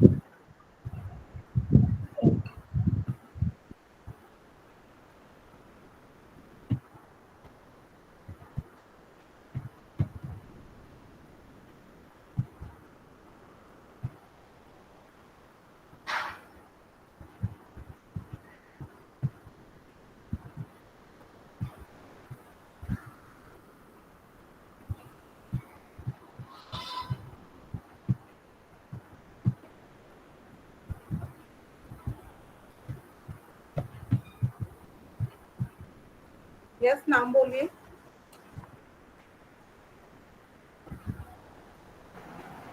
One by one. Aman Singh. Aman Singh. Yes ma'am. Yes. Divyanshu Joshi. Divyanshu Joshi. Yes. Ma'am Geet Govind. Geet Govind. Yes. Sahil Chauhan. Sahil Chauhan. Kiran Chaudhary. Sorry, Kiran Chaudhary. Kiran Chaudhary. Vikas. One by one. Vikas. Tanvar ma'am. Tanvar, okay. Aman Singh हो गया है। कोमल तिवारी। सौरभ जैन। कोमल शर्मा। सौरभ जैन। जितेंद्र कुमार मैम। जितेंद्र कुमार कर। जितेंद्र कुमार कर। मैम मोहम्मद सलीम, आलोक Kumar ma'am, Alok Kumar, Reema Hazarika, sorry Reema, Reema Hazarika, Reema Hazarika, Jenny S. Jacob. Pooja, sorry Jenny S. Jacob. Jenny Shekhar, Devendra, Pooja, yes hello ma'am, Rohit Kumar. Rohit Kumar, yes ma'am, yes message में डाल दिया। Sakshi Singh, yes ma'am. Okay Shiva, Pooja, Shiva, ma'am Heera Ali, Meera Ali, yes Arun Prabha Devendra, Sharma, yes लोली, पवन कुमार, अरुण प्रभा शर्मा, अरुण, प्रभा शर्मा, ठीक है, सीमा कुमारी, सीमा समर, कुमारी, समर, समर, पूजा, मैम प्रथम कुमार, रोहित कुमार हो गया है, प्रथम कुमार, मैम प्राची रावत, पूजा, प्राची रावत, हाँ जी मैम, यस नेक्स्ट, मैम पूजा, प्रथम कुमार, प्रथम हो गया आपका नाम, हेलो, पवन कुमार हो गया शर्मा, मैडम, यस पवन कुमार हो गया। यस मैम सीमा हो गया, हाँ जी हो गया सीमा कुमार, मैम आर्यन सिंह, मैम पूजा हो गया, आर्यन सिंह, मैम मधुमाला कुमारी, यस पूजा, राज, मैम मधुमाला कुमारी, मैम कोमल सर, पूजा में, मोहित गुप्ता, मोहित गुप्ता, पूजा, मैम प्रशांत यादव, प्रशांत यादव, मैम देवेंद्र, देवेंद्र यादव, पूजा मैम, मैम मधुमाला कुमारी, पवन कुमार हो गया मैडम, 2-3 बार पूछा हूँ मैं। पवन Kumar, okay okay, Pavan Kumar, sorry Pavan Pavan Pavan, ma'am Sanskar Kaushik, Sanskar Kaushik, ये dental council meeting notes. Anwar Hussain, हो चुका है आपका, ma'am Anwar Hussain, Sen, ma'am Pooja, Pooja ma'am, ma'am can we leave, hello, Heera हो गया है आपका नाम, hello, ma'am hello, Ram Kumari Priya, Sahil Kumar, Puneet Singh Puneet Katoch, Singh, okay ma'am Rampriya Kumari, Gaurav Dangwal, Sahil Kumar हो गया है, हेलो, मैम पूजा, हेलो, पूजा मैम, पूजा, पूजा, आवाज नहीं जा रही क्या?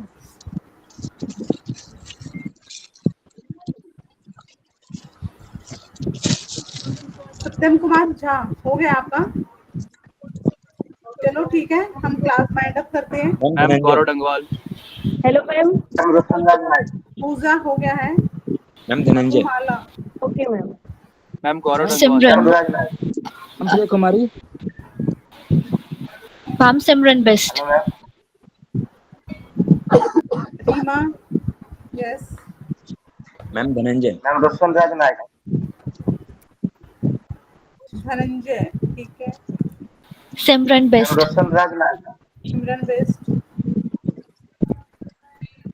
मैम गौरव जितेंद्र कुमार तो हो गया, राम प्रिया, मैम मधुमाला कुमारी हो गया, हाँ जी ठीक है हो गया सबका नाम, जितेंद्र कुमार हो गया। मैम पूजा हो गया क्या? तो ठीक है क्लास को वाइंड अप करते हैं, मैम गौरव का हो गया क्या? एक्सक्यूज मी मैम, गौरव, हाँ जी गौरव हो गया, मैम गौरव डंगवाल, मैम पूजा का हो गया क्या? साक्षी सिंह का हो गया है, excuse me ma'am, Pooja ma'am हो गया, ma'am Tushar Aryan, Tushar Aryan yes ma'am. Okay नहीं मधुमाला कुमारी तो हो गया।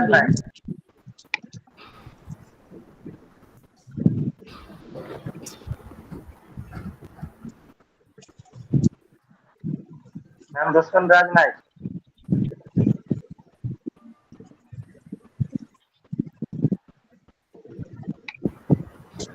ठीक है, हम बाइंड अप करते हैं, नेक्स्ट क्लास में मिलते हैं। नेक्स्ट क्लास में मैं आपको इसका पीडीएफ का और नहीं लिंक मधुमाला कुमारी तो हो नेक्स्ट गया। क्लास में होगा वो सारा लिंक प्रोवाइड कर दूंगी। मैम जसवंत राज नायक हो गया। हाँ हो गया बेटा आपका रोशन राज नायक, मैम साहिल चौहान हो गया, प्रशांत यादव हो गया। गौरव भी हो गया, प्रशांत भी हो गया है। जितेंद्र कुमार राम कुमार प्रिया हो गया। मैम आलोक हो गया था। जितेंद्र कुमार का हो गया था मैम। मैम पूजा हो गया। हेलो मैम पूजा हो गया क्या? मैम तो चलिए मैम प्लीज कंफर्म। मैम तो चलिए हो चुका था, पूजा आपका भी हो गया था, उन्होंने टीचर नाम बोल दिया था। मोहित अरे मोहित भाई सर से कब मिल सकते हैं? नहीं मेट्रो तो अभी ओपन रहेगा, वीकेंड वीकडेज वीकेंड सब में अभी ओपन है क्योंकि क्लासेस चल रही है ना। नहीं मतलब टाइमिंग क्या होती है? 9 to 7 जा सकते हो अभी, लेकिन उनसे पहले पूछ लेना क्योंकि क्लासेस होती है ना, तो सारे सर की क्लासेस चलती हैं। भाई टाइमिंग 9 to 5 है। नहीं वो है, लेकिन जो क्लासेस है ना, मेनली बीसी क्लासेस चल रही वहाँ पर अभी, ठीक है। तो बीसी क्लासेस है, लास्ट क्लास उनकी 7 8 है रात को लास्ट, तो अभी वो ओपन रहेगा, टीचर्स वगैरह मिल जाएंगे। अच्छा हाँ तो अभी तो रहेगा, जब तक क्लासेस है तब तक तो समझो 7 7 8 तक खुला रहेगा, 7 तक मैक्सिमम ओपन रहेगा। ओके हेलो भाई। हाँ हेलो भाई, ये जो असाइनमेंट है क्या हाथ से लिख के देना या फिर कॉपी पेस्ट करके दे सकते हैं? वो देखो हैंड रिटन असाइनमेंट देना, ठीक है। तो हमें कहा गया था पहले भी, इंडक्शन मीटिंग तो अभी हुई नहीं थी, हमें पहले ही बता दिया गया था, तुम्हें बता दे रहा हूँ। तो हैंड रिटन असाइनमेंट होता है, हैंड रिटन बनाना पड़ेगा। आप उसको जो असाइनमेंट बनाओगे A4 साइज शीट पे बनेगी, उसकी पिक लेना, उसको PDF में कन्वर्ट कर दे, और फाइल साइज जो है ना एक बार में एक ही फाइल, जब से जैसे MCS 211 है 215 है, ये क्या अलग अलग फाइल्स बनेंगी, तो ये अलग अलग अपलोड होंगे, तो 1 by 1 अपलोड करनी है। और इनकी फाइल साइज होगी वो मिनिमम 10 MB से कम होनी चाहिए। मैंने ग्रुप में अभी अगेन में दे रहा हूँ, वैसे मैंने असाइनमेंट शेयर किया है ग्रुप में, असाइनमेंट क्वेश्चन पेपर है उसमें, असाइनमेंट सोल्यूशन है, ठीक है। तो उसमें करना कुछ है, क्वेश्चन मत लिखना, सिर्फ क्वेश्चन नंबर डालकर सारा आंसर लिख लेना जो भी है।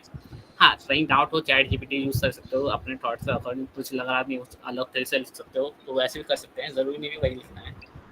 हेलो मोहित भाई, जो ये मेन लिंक है ना उनको पिन कर देना आप। हाँ वैसे मैं ग्रुप में भी भेज रहा हूँ सारी चीज़ें।